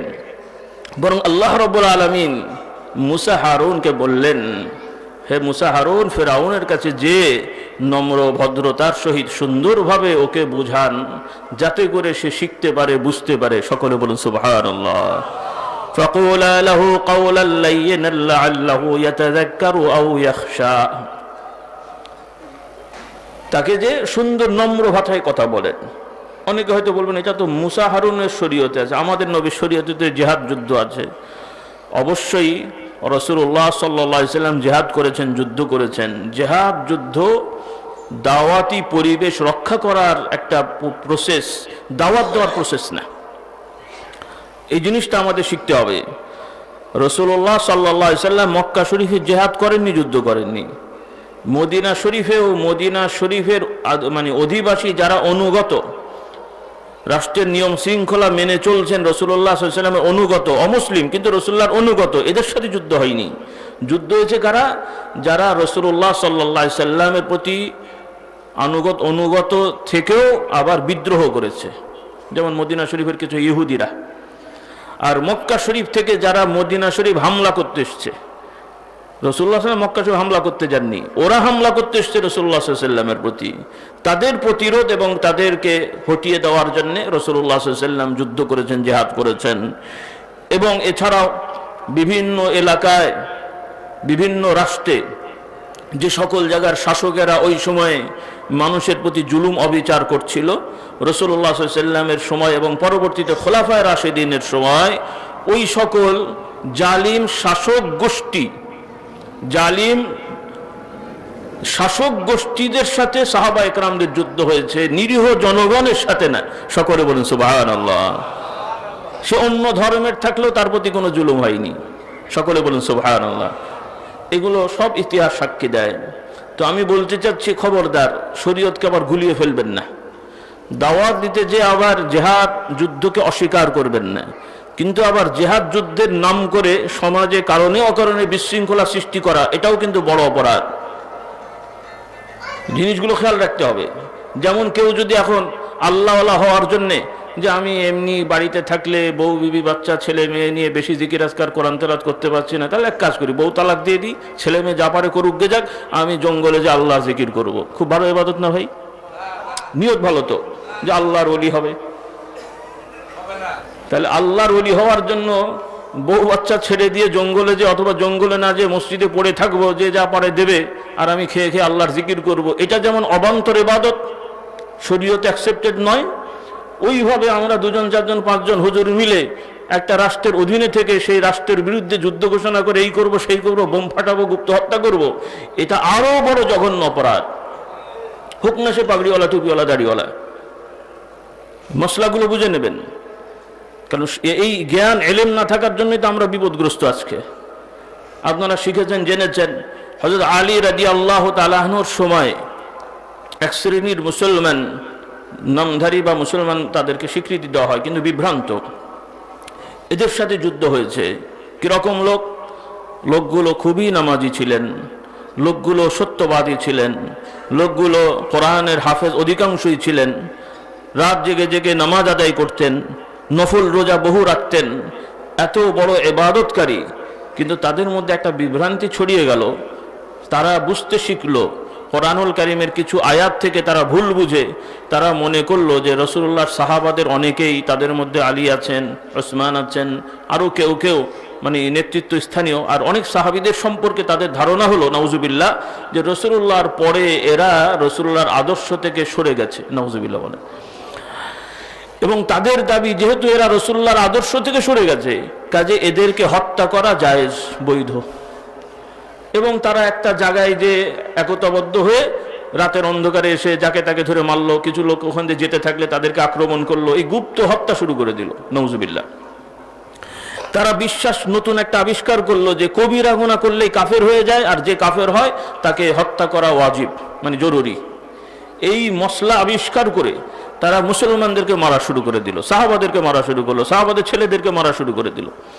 তো এই রকম যখন হযবরলা শুরু হলো, হযরত আলী রাদিয়াল্লাহু তাআলা আনহু তার অধীনস্থ যারা ছিলেন তাদেরকে দিয়ে প্রথমে টিম পাঠালেন যে ওদেরকে যাও, কেন ওখানেও ওরা এই সমস্ত অন্যায় করলো, তাদের একটা শিষ্টাচার ছিল, সামাজিকতা, ওটার বাইরে সাধারণত তারা যেত না, নাউজুবিল্লাহ। উদাহরণস্বরূপ বলছি, যেমন বর্তমানে বিভিন্ন দেশে কিছু গেরিলা সম্প্রদায় আছে, কি বলে আন্ডারগ্রাউন্ড পার্টি আছে, গেরিলা যুদ্ধ করে আছে না এরকম, এরাও এরকম করে, কিন্তু ওদেরও আবার কিছু সিস্টেম আছে, যদি রাষ্ট্রের পক্ষ থেকে বা কিছু যায় তারা ওইটা অ্যাকসেপ্ট করে, কথা বলে, আলোচনা করে। তো এই ধরনের একটা উদ্ভট গেরিলা সম্প্রদায় ওই সময় চালু হলো, যাদেরকে ইসলামী ইতিহাসে বলা হয় খারেজি সম্প্রদায়, ইংরেজিতে বলা হয় খাওয়ারিজম, খারেজি সম্প্রদায়। তো হযরত আলী রাদিয়াল্লাহু তাআলা আনহু এদের ব্যাপারে সাহাবেদেরকে পাঠালেন, গণ্যমান্যদেরকে, ওদেরকে যে আগে বুঝাও, ওদেরকে শুধু কোরআনের কথা বললে হবে না, কারণ ওরা কোরআন ভালো করে মুখস্থ করেছে কিন্তু বুঝতে পারছে না। তোমরা যে রাসূলুল্লাহ সাল্লাল্লাহু আলাইহি ওয়াসাল্লামের জীবদ্দশার বিভিন্ন ঘটনা, যে রাসূলুল্লাহ সাল্লাল্লাহু আলাইহি ওয়াসাল্লাম বিভিন্ন মুশরিকদের সাথে, মুনাফিকদের সাথেও রাসূলুল্লাহ কি আচরণ করেছেন, রাসূলুল্লাহ জানছেন এরা মুনাফিক, তথাপি রাসূলুল্লাহ সাল্লাল্লাহু আলাইহি ওয়াসাল্লাম সবাইকে ডেকে বললেন না এরা মুনাফিক, এদেরকে হত্যা করে ফেলো। রাসূলুল্লাহ জেনেছেন, হত্যা করলেও কারো কিছু বলার ছিল না, সবাই জানেন রাসূলুল্লাহ সাল্লাল্লাহু আলাইহি ওয়াসাল্লাম অন্যায়ভাবে কাউকে হত্যা করেন না। এটা শুধু মুসলমান কেন, কাফের মুশরিকরাও জানে। কাফের মুশরিকরাও বিশ্বাস করত যে মুহাম্মদ সাল্লাল্লাহু আলাইহি সাল্লাম, তাদের ভাষায় তিনি নবী বিশ্বাস করে না, কিন্তু তিনি যে অন্যায়ভাবে কাউকে হত্যা করেন না এটাও তারা বিশ্বাস করত। সকলে বলে সুবহানাল্লাহ। এটা একটা পার্সোনালিটির ব্যাপার আছে। তো আমরা হয়তো নবী রাসূল তো নই, তো যারা আলেম ওলামা সামাজিকভাবে তার আখলাক চরিত্রের দ্বারা এই ধরনের প্রতিষ্ঠিত হওয়া জরুরি, মানে চেষ্টা করা দরকার। হয়তো আপনার অনুগত না হলেও আপনার প্রতিপক্ষ জানবে যে আপনি একজন সৎ। সততার দিক থেকে লিকেজ হয়ে গেলে মুখে যতই কোরআন হাদিস আর মোটা মোটা পাগড়ি আর জব্বা গায়ে দিয়ে ঘোরেন রে ভাই, তাহলে কিন্তু দাওয়াত কাজে লাগবে না। কথাটা বুঝতে হবে। যদি মোটা পাগড়িওয়ালা দরবেশ যদি ধরা পড়ে যান যে মাদ্রাসার ফান্ড সাইজ করেন, এখন বড় লম্বা হাদিস বলেন, ভাই কেউ মানবে আপনার? গন্ডগোল হয়ে যাবে তো। বাস্তবতা বোঝেন। এই জন্য রাসূলুল্লাহ সাল্লাল্লাহু আলাইহি সাল্লামের যারা চূড়ান্ত শত্রু, ওরাও বিশ্বাস করে মুহাম্মদ মিথ্যে কথা বলে না, মুহাম্মদ কারো মেরে খায় না। সকলে বলে সুবহানাল্লাহ। আল আমিন আস সাদিক। এই জন্য উলামা ইকরাম এবং বিশেষ করে যারা ইসলামের দাওয়াতের সাথে সম্পৃক্ত, ওয়াইজ নসিহত যারা করি, আমাদেরকে খুব সতর্ক হতে হবে। এই জন্য একটা প্রবাদ আছে যে উলামারা মাসুম না, কিন্তু উলামাদেরকে মাহফুজ হতে হবে। উলামারা শুধু জায়েজ নিয়ে ব্যস্ত থাকলে হবে না, তাদেরকে সুন্নত, মুস্তাহাব, মুস্তাহসানের উপরে আমল করার চেষ্টা করতে হবে। সকলে বলেন সুবহানাল্লাহ। একজন আম মানুষ, সাধারণ মানুষ, তিনি লুঙ্গি গামছা পরে রাস্তায় ঘুরতে পারেন, না জায়েজ না। সাধারণ লুঙ্গি বা পায়জামা গামছা পরে রাস্তায় ঘুরে বেড়ানো, হাঁটা চলা করা না জায়েজ। কিন্তু এখন যদি একজন ইমাম সাহেব, একজন মুহতামিম সাহেব, একজন আমির পীর সাহেব যদি খালি মাথায় একটা গামছা গায়ে দিয়ে যদি লুঙ্গি পরে ঘুরে বেড়ায়, কেমন লাগবে জিনিসটা? আপনারা বলেন খারাপ লাগবে। আমার কানে এলো, লোকেরা বলছে হুজুর সবাই খারাপ খারাপ বলছে, আপনি কেমন বলছেন? আমি বললাম আমি তো জায়েজ কাজ করেছি, না জায়েজ তো কিছু করি নাই। বাবা বুঝলাম জায়েজ, কিন্তু এটা কি শোভা পায়? সবার জন্য সব জিনিস শোভা পায় না। তো এই জন্য ভাইরা, যে কথা আমি বলতে চাচ্ছিলাম যে রাসূলুল্লাহ সাল্লাল্লাহু আলাইহি ওয়াসাল্লাম এই আখলাক চরিত্র অবলম্বন করেছেন। তো এই মানুষেরা, হযরত আলী রাদিয়াল্লাহু তাআলা সময়ের ওই লোকদের কথা আমি বলছিলাম, যে এরা সত্যবাদী, কোরআন পড়েছে কিন্তু কোরআনকে বুঝতে পারেনি। রাসূলুল্লাহ সাল্লাল্লাহু আলাইহি ওয়াসাল্লাম বিভিন্ন সময় কোরআনের আয়াতের এবং ওহীর আলোকে যে সিদ্ধান্তগুলো দিয়েছেন, আপনারা যে ওদেরকে রাসূলুল্লাহ সাল্লাল্লাহু আলাইহি ওয়াসাল্লাম এই প্রেক্ষাপটগুলো ওদেরকে শেখান, যে এত সালে অমুক সময় রাসূলুল্লাহ সাহাবাদের সাথে এই সিদ্ধান্ত নিলেন, যোদ্ধা কাফের মুশরিকদের সাথে এই সিদ্ধান্ত নিলেন, মুনাফিকদের ব্যাপারে এই আচরণ করেছেন। একজন অন্যায় করেছে, গুনাহ করেছে, মদ খেয়ে ফেলেছে, জিনা করেনি বা জিনা করার কাছাকাছি চলে গেছে, কিন্তু সে অনুতপ্ত হয়েছে, রাসূলুল্লাহ সাল্লাল্লাহু আলাইহি ওয়াসাল্লাম তাকে আল্লাহ তাআলা তাকে মাফ করেছেন, রাসূলুল্লাহ জানিয়ে দিলেন। সকলে বলুন সুবহানাল্লাহ। আর এরা মনে করছে বেটা মদ খেয়ে ফেলেছে, ওকে মেরে ফেল। এত বড় কথা, অমুকের দিকে তাকিয়েছে, ওর চোখ কানা করে দে। কথা বুঝতে পারেন নাই? এই ধরনের অ্যাগ্রেসিভ মনোভাব নিয়ে তারা চললো। তখন হযরত আলী রাদিয়াল্লাহু তাআলা আনহু লোক পাঠালেন এদেরকে বোঝানোর জন্য, কিন্তু কে কার কথা শুনে? তারা শুনতে চাইল না, বুঝতে চাইল না, তাদের বুঝটাই চূড়ান্ত। তখন তাদেরকে, যেহেতু তারা অস্ত্র ধরে ফেলেছে, সশস্ত্রভাবে মানুষ হত্যা করছে, তখন হযরত আলী রাদিয়াল্লাহু তাআলা তাদেরকে প্রতিরোধ করার হুকুম দিলেন। দুটো হয়, তোমরা সারেন্ডার করে অস্ত্র শস্ত্র ছেড়ে দাও, আর তা না হলে আমাদের সাথে যুদ্ধ করতে হবে। তারা যুদ্ধ করার জন্য প্রস্তুতি নিল এবং হযরত আলী রাদিয়াল্লাহু তাআলা যুদ্ধের অনুমতি দিলেন, এবং সেই যুদ্ধে তারা পরাজিত হলো, অনেকেই মরল, অনেকেই পালিয়ে গেল। কিন্তু যখন যুদ্ধের ঘোষণা দিলেন, আলী রাদিয়াল্লাহু বললেন যে এদেরকে হত্যা, এদের যুদ্ধ করো, সারেন্ডার না করলে মেরে ফেলো। সাহাবারা কেউ কেউ একটু ইতস্তত করলেন, ইয়া আমিরুল মুমিনিন, এদের মধ্যে কত হাফেজে কোরআন, কত নামাজি, কত রোজাদার আছে, আমরা মেরে ফেলবো, এরা কি কাফের হয়ে গেল? হযরত আলী রাদিয়াল্লাহু তাআলা বলেন, না আমি এদেরকে কাফের বলছি না, কিন্তু ওরা যা করছে, মানুষের প্রতি জুলুম করছে, অবিচার করছে, যেহেতু সারেন্ডার করছে না, এখন তাদেরকে দমন করা আমার জন্য জরুরি, না হলে আরো মুসলমানদের ক্ষতি হবে। এটা হলো ইসলামের আদর্শ। সকলে বলুন সুবহানাল্লাহ। তাহলে যারা ব্যক্তিগতভাবে বুঝলাম ভালো মানুষ, সৎ, কিন্তু অন্যের জন্য ক্ষতিকারক হবে, সমাজের জন্য বিশৃঙ্খলা করবে, তাদের ব্যক্তি সততা দেখে তাদেরকে মানে কে বলে দুধ কলা খাওয়ানোর কোনো সুযোগ নেই। তাদেরকে প্রতিরোধ করা, বিশেষ করে আলেম ওলামাদের দরকার এদের ব্যাপারে মানুষকে সচেতন করা, যারা এই ধরনের কাজ করে, এরা ইসলাম বিরোধী কাজ করছে, ব্যক্তিগতভাবে সে কাফের হোক মুসলমান হোক সেটা আমার বলার দরকার নেই, কিন্তু তাদের এই কাজগুলো যে কোরআন সুন্নাহ মোতাবেক নয়, এটা হলো আমাদের দায়িত্ব মানুষকে বোঝানো। এজন্যে না হলে তারা ওই মজাদার কথা বলে বলে বহু নিরীহ মানুষকে তাদের খপ্পরে ফেলে দেবে। আর মানুষ মনে করে যে কিছু মেরে ধরে তো অনেক খেয়েছি ভাই, ওদের পাল্লায় পরে যদি কিছু জান্নাতে যাওয়া যায়, নাউজুবিল্লাহ। রেডিমেড জান্নাত পেলে সহজ না ভাই? কি বুঝলেন?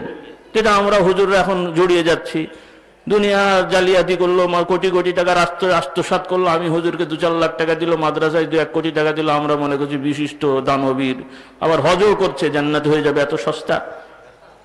কি বুঝলেন আপনারা? এভাবে জান্নাত হয়? আল্লাহ তাআলা আমাদের বোঝার তৌফিক দেন, সকলে বলুন আল্লাহুম্মা আমিন। তো যে কথা বলছিলাম ভাইরা, এই জন্য ইসলামের জ্ঞান সর্বপ্রথম জরুরি, সেজন্য আমরা সবাই ইলম অর্জনের চেষ্টা করি। আল্লাহ তাআলা আমাদেরকে তৌফিক দেন, সকলে বলুন আল্লাহুম্মা আমিন। এই ইলমের মৌলিক বিষয় হলো ফরজ ওয়াজিব জানা, হারাম বিষয়গুলো সম্পর্কে জানা। সংক্ষেপে কয়েকটি হারাম বিষয় একটু স্মরণ করে দিই, আপনাদের সবারই কম বেশি জানা, তারপরে অনেকের কাছে একটু অস্পষ্ট আছে। কিন্তু আফসোস যে হারাম বিষয়গুলো আমাদের সমাজে ব্যাপকভাবে সমাজে ছড়িয়ে গেছে, যার কারণে ওই হারাম যতক্ষণ আমাদের মধ্যে বিদ্যমান থাকছে, আর ওই হারামগুলো বিদ্যমান অবস্থায় আমরা নামাজ পড়লাম, রোজা রাখলাম, হজ করলাম, জিকির আজকার করলাম, দাঁড়িয়ে রাখলাম, টুপি পড়লাম, এত ভালো কাজ করলাম, কিন্তু ওইগুলো এমন এমন ডেঞ্জারাস হারাম যে আমাদের এই কষ্টের এত ইবাদত অনেক ক্ষেত্রে এগুলোর কারণে নষ্ট হয়ে যাবে। সকলে বলি নাউজুবিল্লাহ। কারণ কিছু রোগ আছে নিজেই রোগ, অন্যদিকে ছড়ায় না, আর কিছু রোগ আছে ছোঁয়াচে রোগ, আর একদিকে ছড়িয়ে যায়। কিছু রোগ আছে নিজে রোগ, যার জন্য অন্য বড় ক্ষতি হয় না, জ্বর, কাশি, সর্দি ইত্যাদি। আর যদি ক্যান্সার হয়, এইডস হয়, ভয়ঙ্কর রোগ না ভাই? তো অপরাধের মধ্যে এরকম কিছু অপরাধ আছে। আল্লাহ তাআলা আমাদের হেদায়েত করুন, সকলে বলুন আল্লাহুম্মা আমিন। তার মধ্যে হলো হারাম খাওয়া। হারাম খাওয়া, এই হারাম খাওয়া, হারামের মধ্যে দু রকম, একটা হলো যে বস্তু হারাম, আর একটা হলো বস্তু হালাল, কিন্তু ওই বস্তু অর্জনের ক্ষেত্রে আমরা যে উপার্জন করে, যে আমাদের উপার্জনগুলো হারাম। সকলে বলি নাউজুবিল্লাহ। তো বস্তু হারামের তুলনায় উপার্জন হারাম বেশি ক্ষতিকারক। শুয়োর খাওয়া কি, কুকুর খাওয়া কি, বিড়াল খাওয়া কি, সাপ খাওয়া কি হারাম। কেউ যদি মজা করে রান্না করে দিয়েছে বা খেয়ে ফেললো, শুয়োর খেলো, গুনাহ হবে, কঠিন গুনাহ হবে। এটাকে হারাম জেনেও যদি খায় গুনাহ হবে। আর নাউজুবিল্লাহ যদি এটাকে হারাম বিশ্বাস না হয়, যে এগুলো কি আর আছে, গরু ছাগলের মতো খেলাম, তাহলে মুশকিল হয়ে যাবে। যেহেতু এগুলো স্পষ্টভাবে, জাস্ট একটা উদাহরণ, কোরআন হাদিস দ্বারা স্বীকৃত যেগুলো হারাম, এগুলোকে যদি কেউ বৈধ বিশ্বাস করে বা এটাতে কোনো অপরাধ নাই, গুনাহ নাই বিশ্বাস হয়, তার মনে হয়, তাহলে ওই সময় থেকে যতদিন তওবা না করলো তার ঈমানটা নষ্ট হয়ে গেল। সকলে বলি নাউজুবিল্লাহ। কাউকে গালাগালি করার উদ্দেশ্য না, এটা নিজেদের শিখে নিতে হবে। কেউ যদি কোনো হারামকে বৈধ মনে করে, তাৎক্ষণিকভাবে তার ঈমানটা নষ্ট হলো যতক্ষণ সে তওবা না করলো। সে যদি আবার বুঝে শুনে তওবা করে যে আল্লাহ আমি অন্যায় করলাম, মাফ করে দেন, আমি আর এগুলো করবো না, আল্লাহ তাআলা অন্তরের খবর জানছেন, ইনশাআল্লাহ তার ঈমান ঠিক হয়ে যাবে। কিন্তু এই অবস্থায় মারা গেলে আমরা হয়তো জানতে পারছি না, কিন্তু কিয়ামতের ময়দানে সে আল্লাহ মাফ করুক কাফেরদের কাতারে, মুশরিকদের কাতারে উঠবে। সকলে বলি নাউজুবিল্লাহ। তাহলে কুকুর, বিড়াল ইত্যাদি খাওয়া হারাম। একজন হালাল টাকা দিয়ে কুকুর কিনেছে, হারাম হালাল টাকা দিয়ে শুয়োর কিনেছে, মানে তার কষ্টে অর্জিত টাকা। সে চাকরি করে, বেতন পায়, ব্যবসা করে, ব্যবসাও হালাল, চাকরিও হালাল, সেই কষ্টের টাকা দিয়ে শুয়োর কিনে খেয়েছে, শুয়োরের গোশত খেয়েছে, এটা কি হবে? টাকা হালাল, কিন্তু শুয়োর খেয়েছে, এটা কি হবে? আবার অন্যদিকে গরুর গোশত খেলো, ছাগলের গোশত খেলো, কিন্তু ছাগল গরু কিনেছে হারাম টাকা দিয়ে, এটা কেমন হলো? ছাগল জবাই করেছে বিসমিল্লাহ বলে, গরু জবাই করেছে বিসমিল্লাহ বলে, তার জবাই বিসমিল্লাহ বলা আছে, কিন্তু যে টাকাটা দিয়ে কিনেছে সেটা হলো হারাম। আর এই হারামটা কেমন হারাম? আর একজনের জমি দখল করে বিক্রি করে ফেলেছে, আর একজনের টাকা আত্মসাৎ করেছে, সেই টাকা ব্যাংকে রেখেছে, সেখান থেকে সে কি বলে হারামের উপর হারাম, আবার সুদি ব্যাংকে রেখেছে, ইন্টারেস্ট। একটা হলো আত্মসাৎ করা টাকা, তার উপরে আবার সুদি ব্যাংকে রাখা। কি বুঝলেন? তো আত্মসাৎ করা টাকা সুদি ব্যাংকে রাখা, ইন্টারেস্ট, মানে হারামের উপরে হারাম, হারামের উপরে হারাম। এখন এই হারাম টাকা দিয়ে গরু কিনেছে, অর্ধেকটা আমি পীর সাহেবকে দিল আর অর্ধেকটা উনি খেলো, হালাল হয়ে গেছে তো। যেহেতু পীর সাহেব অর্ধেক পেয়ে গেল তো হালাল হয়ে যায়নি, ফিল্টার হয়ে গেছে তো। অন্য কথা বলে রাগ করবেন, আমাদের মাদ্রাসায় অর্ধেক দিল আর উনি অর্ধেক খেলো, হালাল হলো হারাম হলো? কেমন হারাম? সুর খাওয়ার থেকেও বড় গুনাহ। কারণ কেউ তার ব্যক্তিগত টাকা দিয়ে শুয়োর খেলে কিয়ামতের ময়দানে গরু যে মামলা করবে না যে আল্লাহ এরা আমাকে না খেয়ে শুয়োর খেয়েছিল, কিন্তু যাদের টাকা আত্মসাৎ করে খেয়েছে ওই লোকগুলো কিয়ামতের ময়দানে মামলা করবে যে আল্লাহ এই হাজি, এই নামাজি, পাগড়িওয়ালা, টুপিওয়ালা, অমুক পীর সাহেবের মুরিদ বসে বসে কলবে জরব মেরেছে, কিন্তু আমাদের টাকা আত্মসাৎ করে খেয়েছে, আল্লাহ এদের সব, এদের ক্ষতিপূরণ, আমার ক্ষতিপূরণ আল্লাহ তাআলা আপনি দেন। আল্লাহ রাব্বুল আলামিন ওই ব্যক্তিদের নামাজ, রোজা, হজ, যাকাতের যা সওয়াব জমা হয়েছিল আল্লাহ তাআলা ওই কিয়ামতের ময়দানে আত্মসাৎ করা টাকা, জমি, পয়সা ইত্যাদির বিনিময়ে তাকে সওয়াব দান করবেন। সকলে বলে সুবহানাল্লাহ। কারণ এই ইলমটা নাই বলে তখন এই সমস্যা। তারা মনে করছে আমরা পীর সাহেবের পাগড়ি ধরলেই মাপ পেয়ে যাব, ইসলামের কথা বললেই মাপ পেয়ে যাবো, একটু জিন্দাবাদ, সুবহানাল্লাহ, আলহামদুলিল্লাহ, নাউজুবিল্লাহ বললে আমরা পার পেয়ে যাচ্ছি। এভাবে তো ইসলাম নয়। আল্লাহ রাব্বুল আলামিন বলছেন ইন্নাল্লাহা ইয়া'মুরুকুম আন তু'আদ্দুল আমানাতি ইলা আহলিহা ওয়া ইযা হাকামতুম বাইনান নাসি আন তাহকুমু বিল আদল। আল্লাহ তাআলা বলছেন যে তোমাদেরকে আল্লাহ তাআলা হুকুম দিচ্ছেন যে তোমরা যার যার প্রাপ্য পাওনা তাকে সেটা পৌঁছে দাও। ইয়া'মুরুকুম আন তু'আদ্দুল আমানাত ইলা আহলিহা, যার যেটা প্রাপ্য হক সেটা তোমরা পৌঁছে দাও। সকলে বলেন সুবহানাল্লাহ। আর যখন তোমরা রায় দেবে, সালিশ করবে, বিচার করবে, তখন তোমরা ইনসাফ প্রতিষ্ঠা করো। সকলে বলেন সুবহানাল্লাহ। সে কাফের হলেও। এই আয়াত কোথায় নাজিল হয়েছে? ওলামা ইকরাম তো জানে না, কোরআনে তো নাজিল হয়েছে। কোথায় মনে আছে না? মক্কা শরীফে ফাতে মক্কার সময়।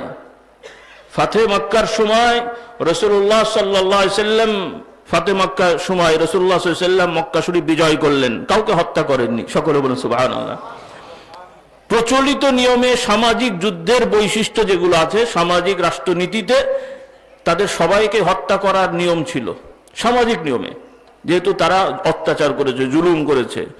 যে লোকটা আপনার বাড়িঘর দখল করে নিয়েছিল, যে লোকটা আপনার সম্পদ, ব্যবসা সব মানে তার আত্মসাৎ করেছে, আপনার বউকে মানে নিয়ে চলে গেছে, আপনার সব তাড়িয়ে দিয়েছে, এই ধরনের মানুষকে যদি কাছে পান আদর করবেন তো নাকি?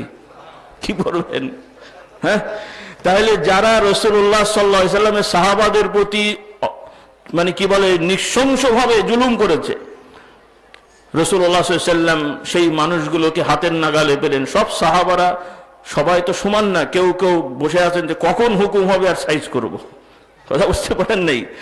আর ওরাও ভয় পেয়ে গেছে, ওরাও জানে যে আজকে আর কারো নিশ্চিতি নেই। সবাই এসে রাসূলুল্লাহ দরবার এসে মাথা নত করে বসে আছে। রাসূলুল্লাহ সাল্লাল্লাহু আলাইহি সাল্লাম বলছেন তোমাদের ব্যাপারে আমি কি করব মনে হয়? ওরা নম্র কণ্ঠে বলছে যে আপনি তো খুব ভালো মানুষ আমরা জানি। সকলে বলে সুবহানাল্লাহ। আপনি দয়ালু, দয়াবান আমরা জানি। আপনি যদি আমাদের প্রতি প্রতিশোধ নেন তাহলে সেই রাইট আপনার আছে, আপনি নিতে পারেন। আর যদি আমাদেরকে মাফ করে দেন সেটাও আপনি পারেন। সকলে বলেন সুবহানাল্লাহ। রাসূলুল্লাহ সাল্লাল্লাহু আলাইহি ওয়াসাল্লাম বললেন যাও, আমি সবাইকে মাফ করে দিলাম। সকলে বলেন সুবহানাল্লাহ। ইসলামের আদর্শ দেখেন তো আমার ভাইরা, যে কথাটা বলছিলাম যে আমরা আদালতে বিশ্বাসী, ইনসাফে বিশ্বাসী, বিচার, ন্যায় বিচারে বিশ্বাসী, কিন্তু আমরা যেভাবে ইসলামকে কলুষিত করে ফেলছি, ইসলাম তো কলুষিত হবে না, ইসলামের বিধানকে নিয়ে যেভাবে কলুষিতভাবে আমরা পালন করছি, সলিড পানি না খেয়ে ময়লা পানি খাচ্ছি। তো ময়লা পানি কেন খাবেন? আপনি সলিড পানি খান, ভালো পানি খান। ময়লা আবর্জনার পানি খেলে সাময়িক পিপাসা মিটবে, কিন্তু কি হবে? আপনার খুব পিপাসা পেয়েছে, এক গ্লাস পানি দেখলেন ময়লা, আর সামান্য একটু পানি দেখলেন ভালো, কোনটা খাবেন? খুব পিপাসা পেয়েছে, কোনটা খাবেন? বুদ্ধিমান মানুষ কোনটা খাবে? আর বোকা টোকা হলে বা হবে অনেক পানি, বাবা গলা শুকিয়ে যাচ্ছে, দিয়ে ঠেলে দিলাম, এবারে পানি দিয়ে গলা ঠান্ডা হলো ঠিকই, এবার পেট খারাপ হয়ে গেছে। কথা বুঝতে পারেন নাই? আর যে বুদ্ধিমান, যে বাবা অত দরকার নেই, একটু গলা বাঁচি, অন্তত বাঁচি। হ্যাঁ, তাহলে দান খয়রাত করতে হবে হালাল টাকা দিয়ে। বলবেন হুজুর আপনারাই তো বিপদে পড়বেন, মসজিদ মাদ্রাসা চালাবেন কি করে নাকি? আপনারা কি মনে হচ্ছে আপনাদের হারাম টাকা না হলে মসজিদ মাদ্রাসা চলবে না নাকি? কেন আপনাদের হারাম টাকা নিয়ে তো আমরা হুজুরা বিপদে আছি। কি রাগ করলেন নাকি আপনারা? মানে আপনাদের হারাম না, মানে হুজুর আপনারা মাইন্ড করেন না, মানে আপনারা বলতে যারা হারাম করে আর কি। তো হারাম আল্লাহ রাব্বুল আলামিন হারাম কবুল করেন না। আল্লাহ রাব্বুল আলামিন বলছেন ইন্নাল্লাহা তাইয়্যিবুন লা ইয়াকবালু ইল্লা তাইয়্যিবা। আল্লাহ তাআলা নিজে পাক পবিত্র পরিচ্ছন্ন। আল্লাহ রাব্বুল আলামিন পাক পবিত্র পরিচ্ছন্ন ছাড়া কোনোটাই কবুল করেন না। সকলে বলুন সুবহানাল্লাহ। আজকের এই কাবা শরীফ এক সময় ভাঙা হয়েছিল সংস্কার করার জন্য মুশরিকদের সময়, মুহাম্মদ রাসূলুল্লাহ নবুয়তের আগে। সেই সময় এই কাবা শরীফ আবার পুনর্নির্মাণের জন্য ফান্ড সংগ্রহ করা হলো, টাকা। কিন্তু মোরা মুশরিক আল্লাহর সাথে শরীক করেছে, কিন্তু এই অনুভূতি ছিল যে আল্লাহর ঘর বানাবো, কোনো অন্যায় টাকা দিয়ে বানাবো না। সকলে বলেন সুবহানাল্লাহ। ওরা এলান করলো, তাহলে কি কি টাকা ভালো? প্রথম পর্যায়ে দেখা গেল যে যারা দেনমোহর, মহিলাদের দেনমোহরের টাকা পিওর। সকলে বলেন সুবহানাল্লাহ। স্বামী যত অন্যায় করুক, এখন মহিলা দেনমোহর নিয়েছেন, তারটা পিওর, কারণ সেটা তার রাইট। আপনি দোকানদার চাল বিক্রি করেন, একজন সুদখোর তার সুদের টাকা, একজন ঘুষখোর ঘুষের টাকা নিয়ে আপনার কাছ থেকে চাল কিনেছে, আপনি কি সুদ খেলেন? না, আপনি তো চাল বিক্রি করে পয়সা নিয়েছেন, আপনি তো সুদ খান নেই। তাহলে আপনার অর্জনটা হালাল, ওরটা হারাম। তাহলে কাফের মুশরিকরাও এই ব্যাখ্যা জানলো যে তাহলে আমরা হালাল টাকা ছাড়া আল্লাহর ঘরে লাগাবো না। সকলে বলে সুবহানাল্লাহ। তাহলে কাফের মুশরিক ওর ওই অনুভূতিটা আছে যে এই ঘরে আমি আল্লাহকে ডাকবো, ওইটা হারাম দিয়ে বানাবো, তা হবে না, হালাল দরকার। কিন্তু মুশকিল হলো আজকে মুসলমানের এই অনুভূতি উঠে গেছে। আল্লাহ তাআলা আমাদের হেদায়েত করুন। সকলে আল্লাহুম্মা আমিন। সন্দেহজনক আজকে এই দরবারগুলো এমনি প্রতিষ্ঠিত হয় নাই। আমাদের মুরব্বীদের জীবনী দেখেন, তারা কত পরেশগারি ইখতিয়ার করেছেন। না হলে এই 150 বছর ধরে আপনাদের মুরগি খাওয়া কি সম্ভব? কি রাগ করলেন নাকি? কত হুজুর ছিল বাবা, 3, 4, 5 বছর খুব নাম, তারপরে কেউ আর চেনে না, সব সাইজ হয়ে গেছে। কিন্তু তাদের এই তাকওয়া পরেশগারির বদৌলতে আজকে 4র্থ প্রজন্ম আল্লাহ দরবারে দোয়া করি, আল্লাহ যেন কিয়ামত পর্যন্ত আমাদের হকের উপরে রাখেন। সকলে বলেন আল্লাহুম্মা আমিন।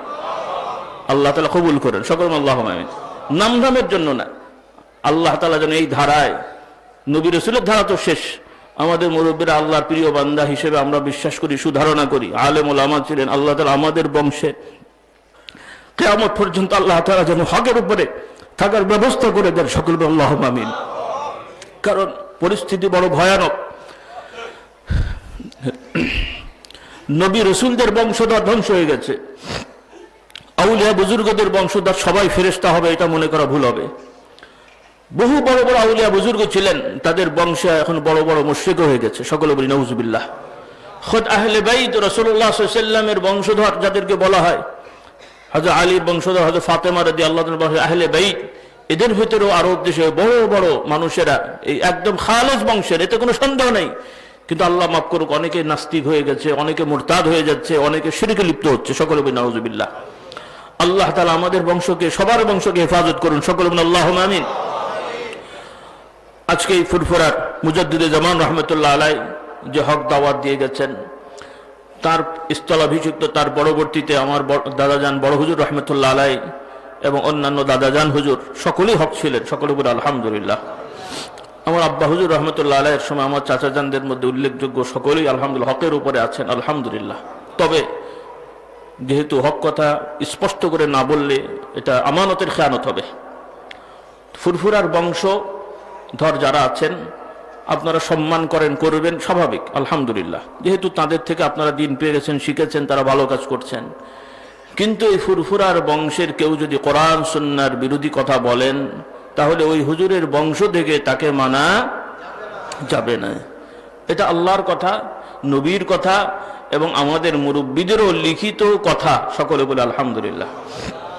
ফুরফুরার পীর মুজাদ্দিদে জামান হযরত আবু বকর সিদ্দিক রাহমাতুল্লাহ আলাইহি বলে গেছেন এবং লিখিত আছে, শুধু আমাদের কাছে নয়, সবার কাছে এটা জানা বিষয়। কোরআন সুন্নাহ তো আছেই, কিন্তু তারপরও তিনিও বলে গেছেন এবং অনুভব করেছেন। কারণ দামি জিনিসে হামলা হয় বেশি, কথা ঠিক না বেঠিক? দামি জিনিসে হামলা হয় বেশি, মূল্যবান জিনিস চুরি ডাকাতি হওয়ার ভয় বেশি থাকে। যেহেতু এই দরবার থেকে কোটি কোটি মানুষ হেদায়েতের আলো পেয়েছে, শয়তান তো আর বসে থাকবে না। শয়তান তো সব জায়গায় ঘুরছে এবং মানুষের রগে রগে ঘুরছে। নাকি হুজুরের ছেলের রগে মনে ঢুকতে পারে নাই? পারে না? নবীদের রগেও ঢুকেছে, কিন্তু রাসূলুল্লাহ নবীরা বলছেন আল্লাহ তাআলা আমাদের ব্যাপারে বিশেষ ব্যবস্থা রেখে দিয়েছেন। সকলে বলুন সুবহানাল্লাহ। তার মানে আল্লাহ তাআলা শয়তানকে দিয়ে আমাদের গোমরাহ করেননি। শয়তান ঢোকে, কিন্তু আল্লাহ তাআলা জানিয়ে দিলেন ঢোকে, আবার আল্লাহ তাআলা আমাদেরকে হাতিয়ারও দিলেন, এই শয়তানকে শায়েস্তা করার হাতিয়ারও তোমাদেরকে দিয়ে দিলাম। সুবহানাল্লাহ বলেন। সেটা কি? রাসূলুল্লাহ সাল্লাল্লাহু আলাইহি ওয়াসাল্লাম বললেন, শয়তান মানুষের কলবে অন্তরে দৃঢ়ভাবে জেঁকে ধরে। যখন সে আল্লাহ তাআলার জিকির করে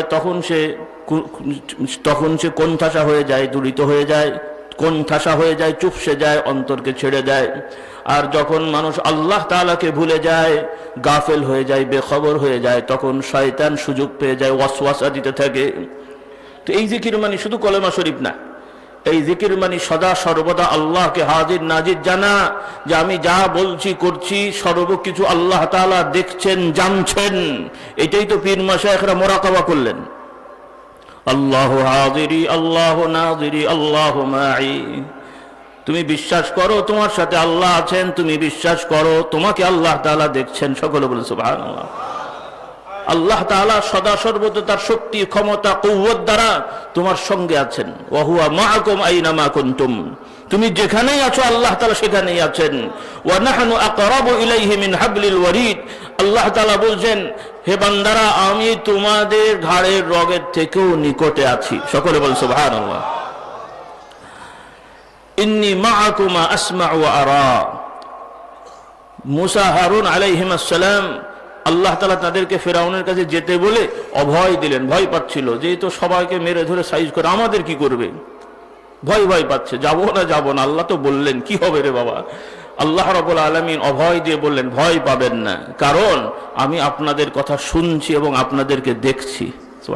কেন, আমি যেহেতু পাঠাচ্ছি, ফেরাউন যদি আক্রমণ করে তাহলে বিশ্বাস করবেন আমি হেফাজত করবো, আর ভয় কি। সুবহানাল্লাহ বলেন। আল্লাহ তাআলা করেছেন না করেননি? সব রাস্তা বন্ধ জায়গা থেকে আল্লাহ তাআলা ছোট রাস্তা না, হাইওয়ে তৈরি করে দেন। তাহলে মুমিন মুসলমান বিশ্বাস করবে, যখন আমাদের চারিদিক বন্ধ দেখব, বুঝতে হবে এর মধ্যেই আল্লাহ তাআলা আমাদের হাই রোড বানাবেন। সুবহানাল্লাহ বলেন। যখন শয়তান ওয়াসওয়াসা, আর কোনো জায়গা নেই, সব গেল, ইসলাম শেষ, তোরাও শেষ। আরে আমরা শেষ নই, ইসলাম শেষ নই, ওরাই শেষ হবে। وأن الأرض يرثها عبادي الصالحون جاء الحق وزهق الباطل إن الباطل كان زهوقا। সাময়িকভাবে জালিমেরা সুযোগ পেয়ে থাকে, মনে করে যে কি ছিনু আর কি হনু, কিন্তু কথাই বলে পাপ বাপকেও ছাড়ে না। কাজে হতাশ হবেন কেন? তো এই শিক্ষাগুলো এই শিক্ষিত মানুষদের কাছে যেতে হবে, যারা কোরআন হাদিস পড়ে মিথ্যা বলে, কোরআন হাদিস বলে কোরআন হাদিসের অপব্যাখ্যা দেয়, এরা আলেম। ওদের ওয়াজ শুনলে আপনার এই মারিফাত অর্জন হবে। এই জন্য আল্লাহ রাব্বুল আলামিন বললেন না যে তোমরা মৌলানাদের সাথে ঘোরো, টাইটেল পাসদের সাথে ঘোরো, দাওরা পাসদের সাথে ঘোরো, পিএইচডি হোল্ডার ডক্টরদের সাথে ঘোরো, তা বলেন নাই। আল্লাহ তাআলা বলেন সত্যবাদীদের সাথে ঘোরো।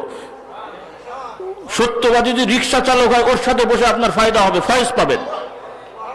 আর মিথ্যাবাদী বড় মুফতি সাহেব হলেও তার কাছ থেকে আপনি ওয়াসওয়াসা পাবেন, শয়তানি শিখবেন। এই জন্য রাসূলুল্লাহ সাল্লাল্লাহু আলাইহি ওয়াসাল্লাম আলেমদের সম্মানের কথা বলেছেন। কারা? যারা সত্যবাদী, আল্লাহকে ভয় করে, আল্লাহকে হাজির নাজির জেনে কথা বলে, এরা আলেম। আর যারা গতানুগতিক দু চার পাতা কোরআন হাদিস বড়বড় করে বলতে পারে কিন্তু কথাই মিথ্যে বলে, মানুষের ওয়াদার খেলাফ করে, আমানতের খেয়ানত করে, এরা আলেমে মুকাম্মল না, এরা মুনাফিকে মুকাম্মল। আমি বলি না, খোদ রাসূলুল্লাহ সাল্লাল্লাহু আলাইহি ওয়াসাল্লাম বললেন। এই জন্য ভাইরা, আল্লাহ তাআলার জিকির মানে সদা সর্বদা আল্লাহকে খেয়াল করা। ইযা যাকারাল্লাহ খানাস। সে ওয়াজ করতে গেলে চিন্তা করবে, আমি যা বলছি পাবলিক খুশি করবো না আল্লাহ খুশি করবো? আমি যা বলছি আমার দরবারের হাইলাইট হবে না আল্লাহর দিন প্রচার হবে? আমাদের মুরব্বীরা নাম দিয়েছেন, নামই তো কাজ, মারকাজে ইরশাদ ইসলাম। এটা ইসলাম প্রচারের মারকাজ, এটা ফুরফুরার মতাদর্শ প্রচারের মারকাজ না। কারণ ফুরফুরার তো মতাদর্শই নাই। ফুরফুরার মতাদর্শ কি? যা কোরআন হাদিস আছে তাই ফুরফুরার মতাদর্শ। সুবহানাল্লাহ বলেন।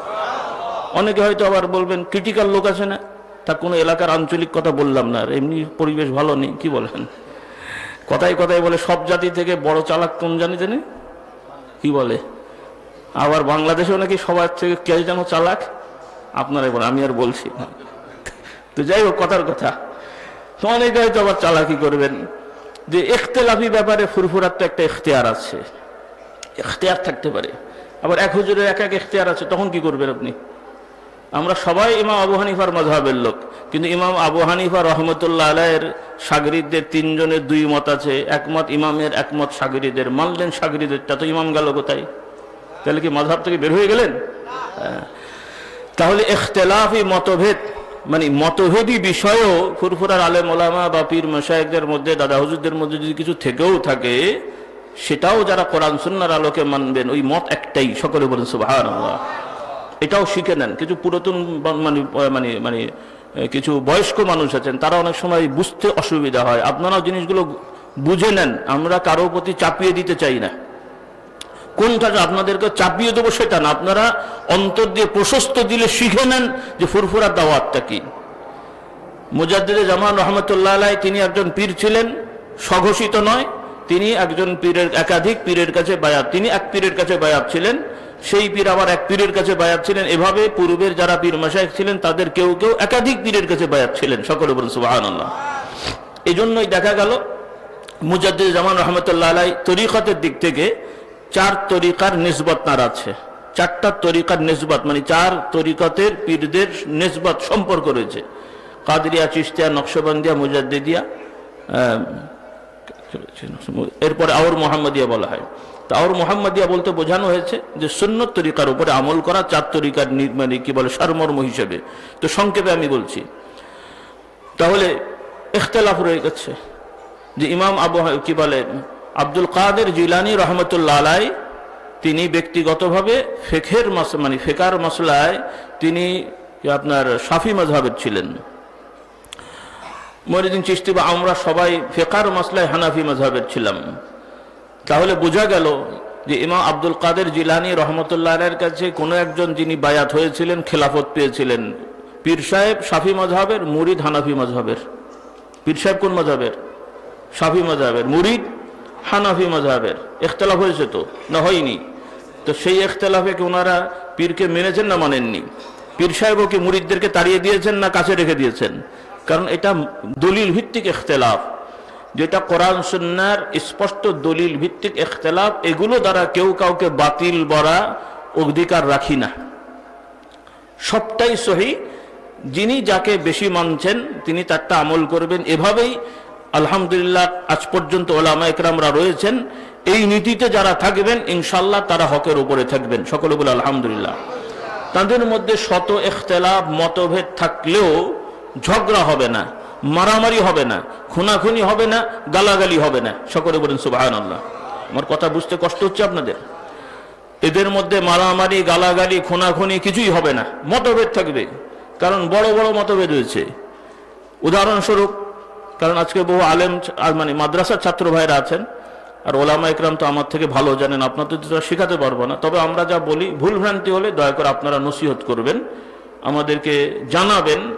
যদি সরাসরি বলতে সুযোগ না পান অথবা সংকোচ বোধ হয়, লিখে পাঠাবেন যে হুজুর এই কথাটা শরীয়ত সম্মত হয়নি, তবে কেন হয়নি সেটাও বলতে হবে তো নাকি, যেটা এই কারণে হয়নি, এই কারণে এটা শরীয়ত সম্মত। আপনি শুধু বললেন এটা ঠিক নয়, তো ঠিকটা কি বলতে হবে তো, নাহলে আমি জানবো কেমন করে? যেটা আমরা ক্ষুদ্র জ্ঞানে বুঝেছি সেটা আমরা বললাম। এটা বলছি এজন্যে নতুন বেশ কিছু জটিলতা আমরা দেখতে পাচ্ছি, সেজন্য ছাত্র ভাইদের প্রতি দৃষ্টি আকর্ষণ করছি। তোমরা তো ফিকহ পড়ছো ভাই, মাসলার কিতাবে দেখছো প্রায় মসলাই বলা হলো ইমাম এটা বললেন, সাহেবাইন এটা বললেন, তরাফাইন এটা বললেন, ফতোয়া এটার উপরে থাকলো। দেখা গেল ইমাম বলছেন এভাবে পড়লে নামাজ হবে না, সাহেবাইন বললেন হ্যাঁ হবে, অথবা উল্টাটা, ইমাম বললেন এটা পাক, সাহেবাইন বললেন এটা নাপাক, অথবা ইমাম বললেন অজু হবে না বা অজু নষ্ট হবে, এনারা বললেন হবে না। এরকম মসলা আছে না নেই? তাহলে এই মসলা নিয়ে যখন ইমামের মজলিসে কথা হয়েছে, ইমাম বললেন না এভাবে নামাজ হবে না, হবে, শাগরিদ বলেন না হুজুর হবে না, তখন ইমাম সাহেব কি বললেন? অন্যদেরকে বলে এই আমার এটাকে ধরে আচ্ছা করে সাইজ করতো, আমার কথা শুনলো না কেন?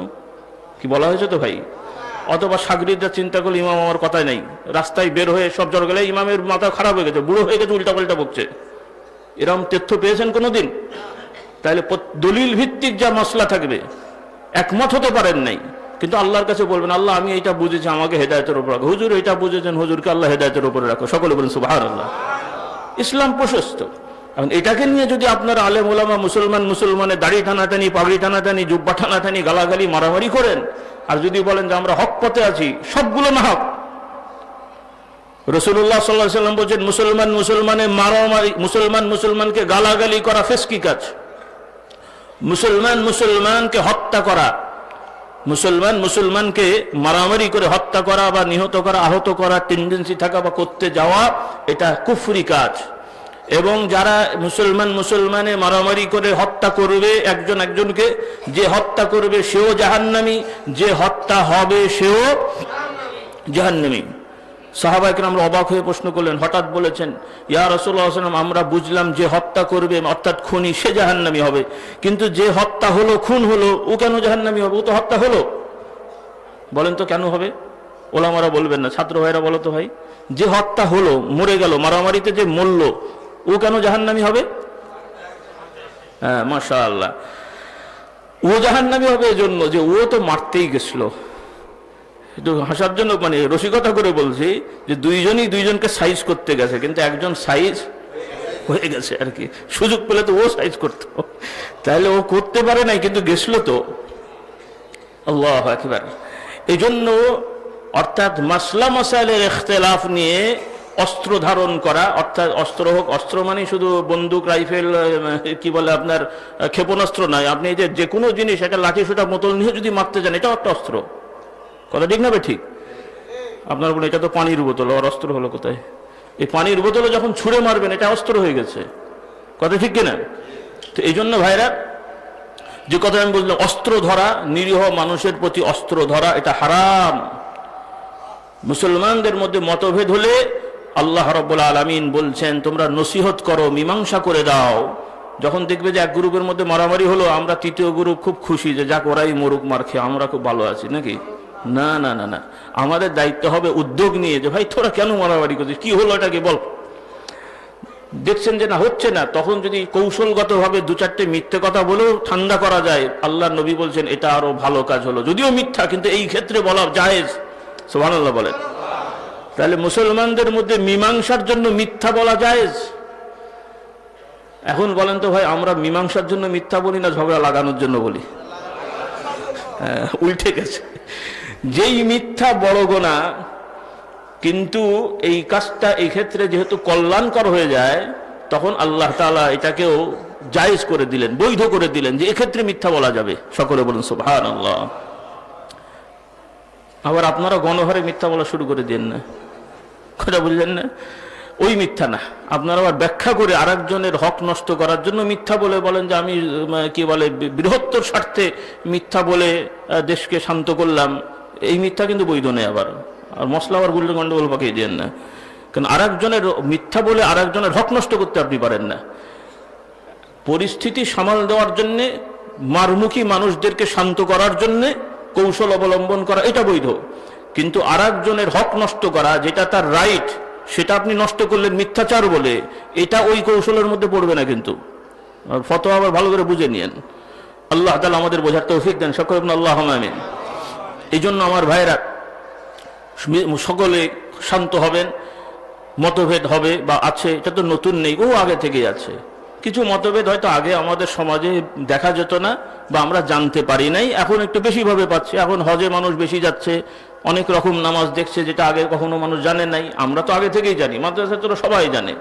কেন আমরা যখন ফিকহ পড়ি, মাসলার মধ্যে বলা হয়েছে ইমাম আবু হানিফার মাসলা এই, ইমাম শাফি এটা বললেন, আহমদ ইবনে হাম্বল বললেন। কিন্তু এখন ছাত্র ভাইদের প্রশ্ন করি, ওলামা একটু খেয়াল করেন যে ফিকহার হানাফি ফিকহ, কিন্তু সেখানে শাফি, আহমদ ইবনে হাম্বল বা মালিকের মাসলা কেন আনা হয়? আমরা বুঝি এজন্যই আনা হয় যে যাতে করে আমরা হানাফি মাসলা মানলেও আমরাও জেনে রাখি যে এই মাসলাগুলো ইমামরা বলেছেন, কাজে ওই মাসলা কেউ আমল করলে তাকে খারাপ বলা যাবে না। আপনারটা আপনি মানেন, কিন্তু অন্যকে খারাপ বলেন না। কিন্তু আপনারা বললেন আমরা বলি না, ওরা বলে কেন? মুশকিলের কথা। ওদের থেকে মসজিদ থেকে বের করে দাও। আবার ওরাও এসে বলছে এদের নামাজ সহি না, নতুন করে সহি নামাজ শেখো। মহা মুশকিলের কথা। 1000 বছর ধরে মুসলমান নামাজ পড়ে এসলেন ফিকহ মোতাবেক, আর এখন নতুন করে 100-200 বছর পরে ওনারা নতুন ওহী বলেন যে এই নামাজ সব বাতিল, ওনাদের নামাজ সহি। এই আবার কি ধরনের দাবি রে ভাই? অল্প বিদ্যা কি আর খালি কলসি? অল্প বিদ্যার ঝামেলা এগুলা। যেগুলো 1500 বছর ধরে বিজ্ঞ উলামা, কথা প্রসঙ্গে বলছি যে যাদের পায়ের ধুলা সমান তোমরা হবে না, তোমরা তাদের সমালোচনা করলে বলে এরা হাদিস বোঝে না, এরা মশলা বোঝে না। তুমি কোত্থেকে বুঝলে বাবা? তুমি 3টে আরবি বাক্য বললে 6টা ভুল হয়, আর যারা হাজার হাজার পৃষ্ঠা লিখেছেন তাদের মানে কি বলে দূরবীন দিয়ে ভুল খুঁজে পাওয়া যায় না, আর তাদের ভুল তুমি খুঁজে বেড়াচ্ছ। এটা কি কোনো বুদ্ধিমানের কাজ নাকি? দুটো হতে পারে, হয় সেটা অবুঝ, সে বাংলায় বলে পাগলে কিনা বলে ছাগলে কিনা খায়, তো এদের আর কি ফতোয়া দেবো ভাই? আল্লাহ তাআলা আমাদের এদেরকে হেদায়েত দান করুন, সকলে বলুন আল্লাহুম্মা আমিন। তো আমার খোলাসা কথা ভাই, কষ্ট হচ্ছে নাকি আপনাদের? আর দু একটি কথা, কারণ আগামীকালকেও সময় হয়তো অত বেশি পাওয়ার সুযোগ হচ্ছে না, সেজন্য কথাগুলো বলছি, আপনারা একটু খেয়াল করে শুনছেন এবং এগুলো মনোযোগের সহিত বাস্তবায়ন করবেন। যে মতভেদী বিষয় নিয়ে গালাগালি করা যাবে না, নসিহত করতে হবে, আলোচনা করতে হবে। আমাদের মুরব্বীরাও কোরআন সুন্নাহর আলোকে এটাই শিখিয়েছেন। ফুরফুরাত পীর মুজাদ্দিদে জামান হযরত আবু বকর সিদ্দিকী রাহমাতুল্লাহ আলাইহি তিনি লিখিতভাবে বলে দিলেন, অর্থাৎ এগুলো লিখিত ওসিয়ত আছে। আর তার সময়, আজকে তো প্রায় 80 বছর 100 বছর আগের কথা বা 90 বছর আগের কথা, পত্রিকায় তিনি এগুলো ছেপে মানুষের মধ্যে প্রচার করেছেন যে এগুলো হলে তোমরা মুসলমানদের মধ্যে মাসলা মাসাইল নিয়ে ইখতিলাফ হলে উলামা ইকরাম দলিল আদিল্লা ভিত্তিক মানুষদেরকে সমাধান করবেন, মানুষের মধ্যে বিভেদ ঝগড়া হোক এমনটি যেন না হয় সেদিকে লক্ষ্য রাখবেন। সকলে বলুন সুবহানাল্লাহ। তো আমরাও তার উত্তরসূরি হিসেবে বলে দিতে চাই, মতভেদ হলেই আপনারা কেউ কারো প্রতি কটাক্ষমূলক কথা বলবেন না, মারমুখী হবেন না, অস্ত্র ধরবেন না, মানুষকে বোঝাতে চাইবেন। মানলে আলহামদুলিল্লাহ, না মানলে আপনার দায়িত্ব নিয়ে আপনি থাকবেন।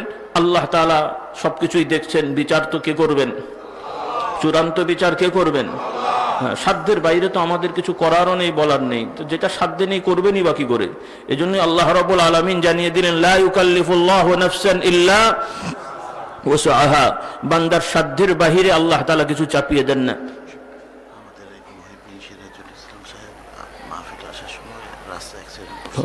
ওই থেকে সূত্রাপুর নাকি? আচ্ছা যাই বলছি, মনে করো। আল্লাহ তাআলা কবুল করুন, সকলে আল্লাহুম্মা আমিন। এইমাত্র একটা ছোট্ট সংবাদ, কোনো এক ভাই আমাদের খুব মুহিব্বিন সিরাজ সাহেব বলে এক ভাই মাহফিল আসছিলেন, দুর্ঘটনায় আহত হয়েছেন। আল্লাহ তাআলা সুস্থতার সহিত তাকে তাড়াতাড়ি বাড়ি ফেরার তৌফিক দেন। ও আল্লাহ মাফ, ইন্তেকাল করেছেন। আল্লাহ তাআলা তাকে জান্নাত নসিব করুন এবং আমরা দোয়া করি তার এই মৃত্যুটা যেন আল্লাহ তাআলা শহীদি মর্যাদা দান করুন। কারণ সে বাড়ি থেকে বের হয়েছে, নসিহত শুনবে, দ্বীনের পথে আসবে, এটাও তো একটা আল্লাহর পথে, নাকি বলেন? কাজে ইলম শেখাটাও আল্লাহর পথে তারা আসছিল। আল্লাহ তাআলা তাকে শহীদি মৃত্যু দান করুন, সকল বলুন আল্লাহুম্মা আমিন। তো খোলাসা কথা ভাইরা, যেটা বলছিলাম, ফুরফুরার কোনো সন্তান হয়ে, ফুরফুরার কোনো পরিচয়ে কেউ যদি কোরআন সুন্নাহ বিরোধী, অথবা সে দাবি করছে কোরআন হাদিসের আয়াত দিয়ে, কিন্তু সে যেভাবে দাবি করছে কোরআন হাদিসের আয়াত সেরকম নয়, এই ধরনের অপব্যাখ্যা করে যদি কোনো মতামত প্রচার করে, তাহলে বুঝবেন যে এই মত কখনোই ফুরফুরার মুজাদ্দিদ জামানের মত নয়। সে ব্যক্তি হিসাবে ফুরফুরা হতে পারে। মক্কা শরীফে কেউ বসে বসে যদি মদ খায়, আর আপনি যদি দেখেন মক্কা শরীফে খাচ্ছে, তাহলে তো এখন জায়েজ হয়ে গেছে। যেহেতু মক্কা শরীফে খাচ্ছে, হয়তো ওপেনলি মদ খেতে পারে না, কিন্তু আফসোসটা হলো, সেটা আমি কারো সমালোচনা করছি, আফসোসটা হলো ওলামারা তো বলছেন, ওলামা তো ওলামাদের দায়িত্ব পালন করছেন, আলহামদুলিল্লাহ, তাদের তো সাধ্যের বাইরে কিছু করতে পারবেন না। আরব দেশের সব ওলামারাই একমত যে বিড়ি সিগারেট হারাম, কিন্তু যেখানে তাওয়াফ হয়, যেখানে আল্লাহর দরবারে সিজদা হয়, সেখানেই দাঁড়িয়ে দাঁড়িয়ে অনেকে বিড়ি সিগারেট খায়। এর থেকে পরিতাপের বিষয় আর কি আছে? নাউজুবিল্লাহ, নাউজুবিল্লাহ। আল্লাহ তাআলা এদেরকে হেদায়েত দান করুন, সকলে বলুন আল্লাহুম্মা আমিন। ফুরফুরার মুজাদ্দিদ জামান তার সময়, মানে আজকে প্রায় 100 বছরের কাছাকাছি বা 90 বছরের কাছাকাছি, সেই সময় সম্ভবত বাদশাহ কে ছিলেন নামটা ভুলে গেছি, সৌদি আরবে বাদশাহ ছিলেন। তো মুজাদ্দিদ জামান তার কাছে চিঠি লিখেছিলেন। সেই সময় বেশ একটা আদান প্রদান ছিল ভারতীয়, তখন তো ভারতীয় উপমহাদেশ ওলামাদের সাথে একটা ভালো সম্পর্ক ছিল। তো প্রাথমিক পর্যায়ে আলহামদুলিল্লাহ একটা অবস্থান ছিল ওলামাদের সেখানে। তো মুজাদ্দিদ জামান রাহমাতুল্লাহ আলাইহির কাছে তথ্য আসলো যে রাষ্ট্রীয়ভাবে এবং ওলামা ইকরামের ফতোয়ার কারণে বর্তমান সৌদি যে রাষ্ট্র এবং আশপাশের বিভিন্ন এলাকার বিভিন্ন মাজার, দরগাহ, যেখানে সিজদা করা হচ্ছে, মানত করে ছাগল, গরু ছাগল নেওয়া হচ্ছে, ফুল দেওয়া হচ্ছে, সুন্দর করে সাজিয়ে সেখানে টাকা পয়সা দেওয়া হচ্ছে। এই ধরনের মাজারগুলো রাষ্ট্রীয়ভাবে ভেঙে ফেলা হচ্ছে। যখন ভেঙে ফেলা হচ্ছে তখন ওই মাজারের যারা দায়িত্বশীল এবং মাজার পূজারী ছিল এরা সচরাচর পৃথিবী বিভিন্ন জায়গায় যে প্রচার করে ফেললো যে সৌদি রাষ্ট্র, সৌদির মানে আলেম ওলামারা এরা সবাই আউলিয়া বুজুর্গদের বিরোধী, আউলিয়া বুজুর্গদেরকে ভালোবাসে না, এই জন্য এদের মাজার টাজার সব ভেঙে দেওয়া হচ্ছে। অপপ্রচার শুরু করে দিল। সেখান থেকে কিছু মানুষ তাদের কথায় বিশ্বাস করে গণহারে তারা মনে করলো যে সত্যি বুঝি তাই হচ্ছে। আসলে বিষয়টা তা ছিল না।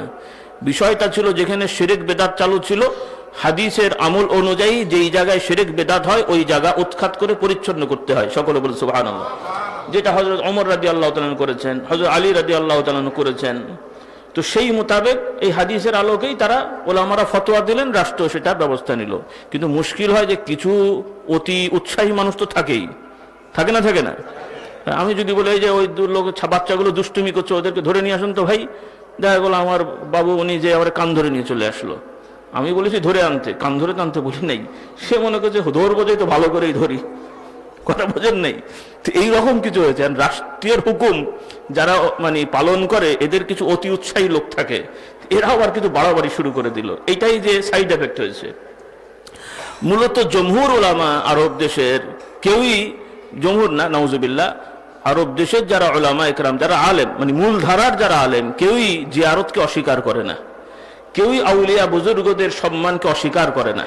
কেন করবে কেমন করে? যেখানে কোরআন হাদিস স্বীকৃত যে যারা আল্লাহর প্রিয় বান্দা হিসেবে বোঝা যায়, মানে ফরজ ওয়াজিব ঠিক মতো আদায় করে, সুন্নত নফল ঠিক মতো আদায় করে, হালাল হারাম বাজ বিচার করে জড়ে, এরা যে আল্লাহর প্রিয় বান্দা এবং এদেরকে ওলি হিসেবে সাব্যস্ত করা যায়, এটা সব আলেমরাই জানে। সকলে বলে আলহামদুলিল্লাহ।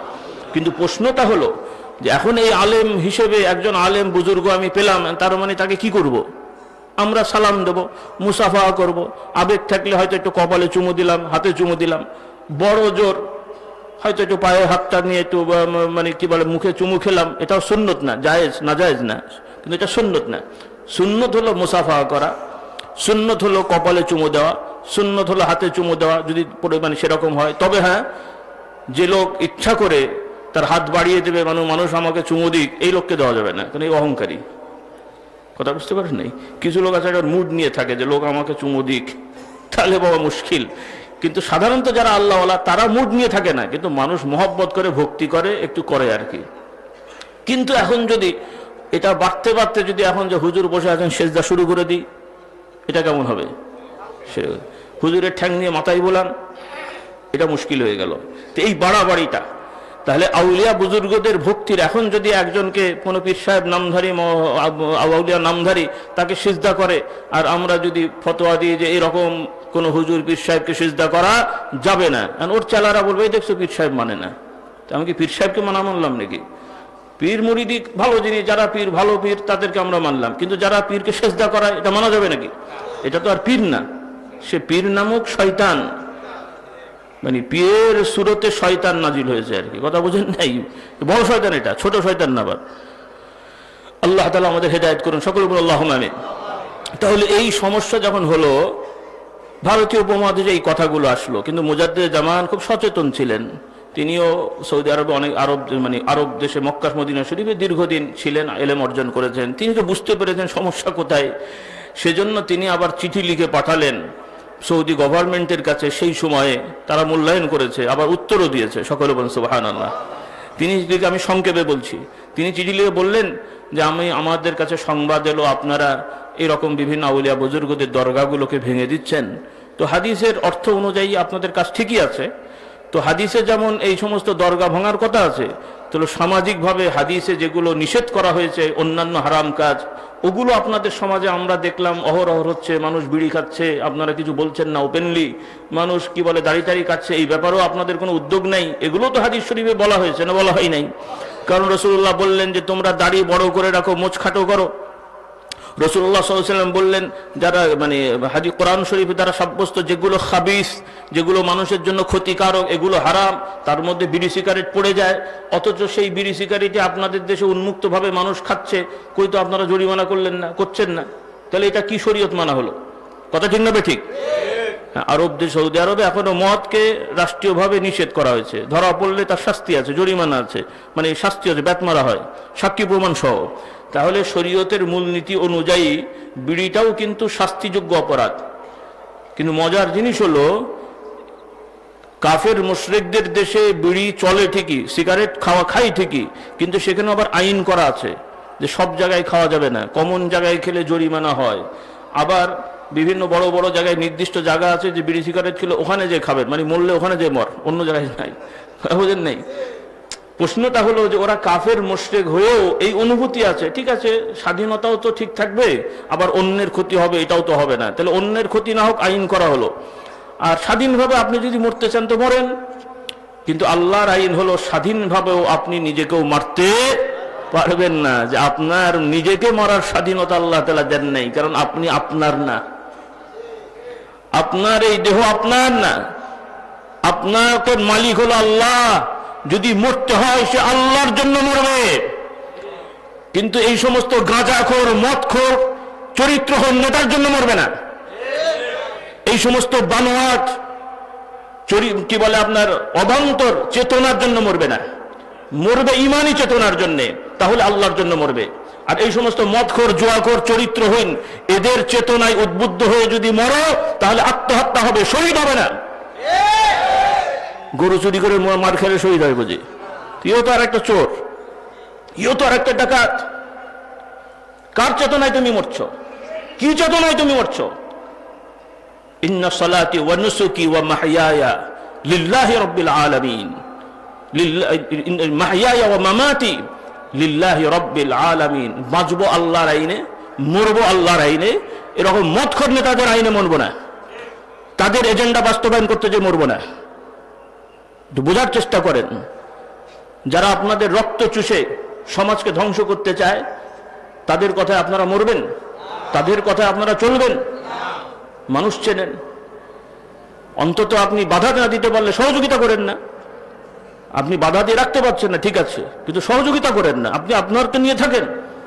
আল্লাহ তাআলা আমাদের বোঝার তৌফিক দেন, সকলে বলেন আল্লাহুম্মা আমিন।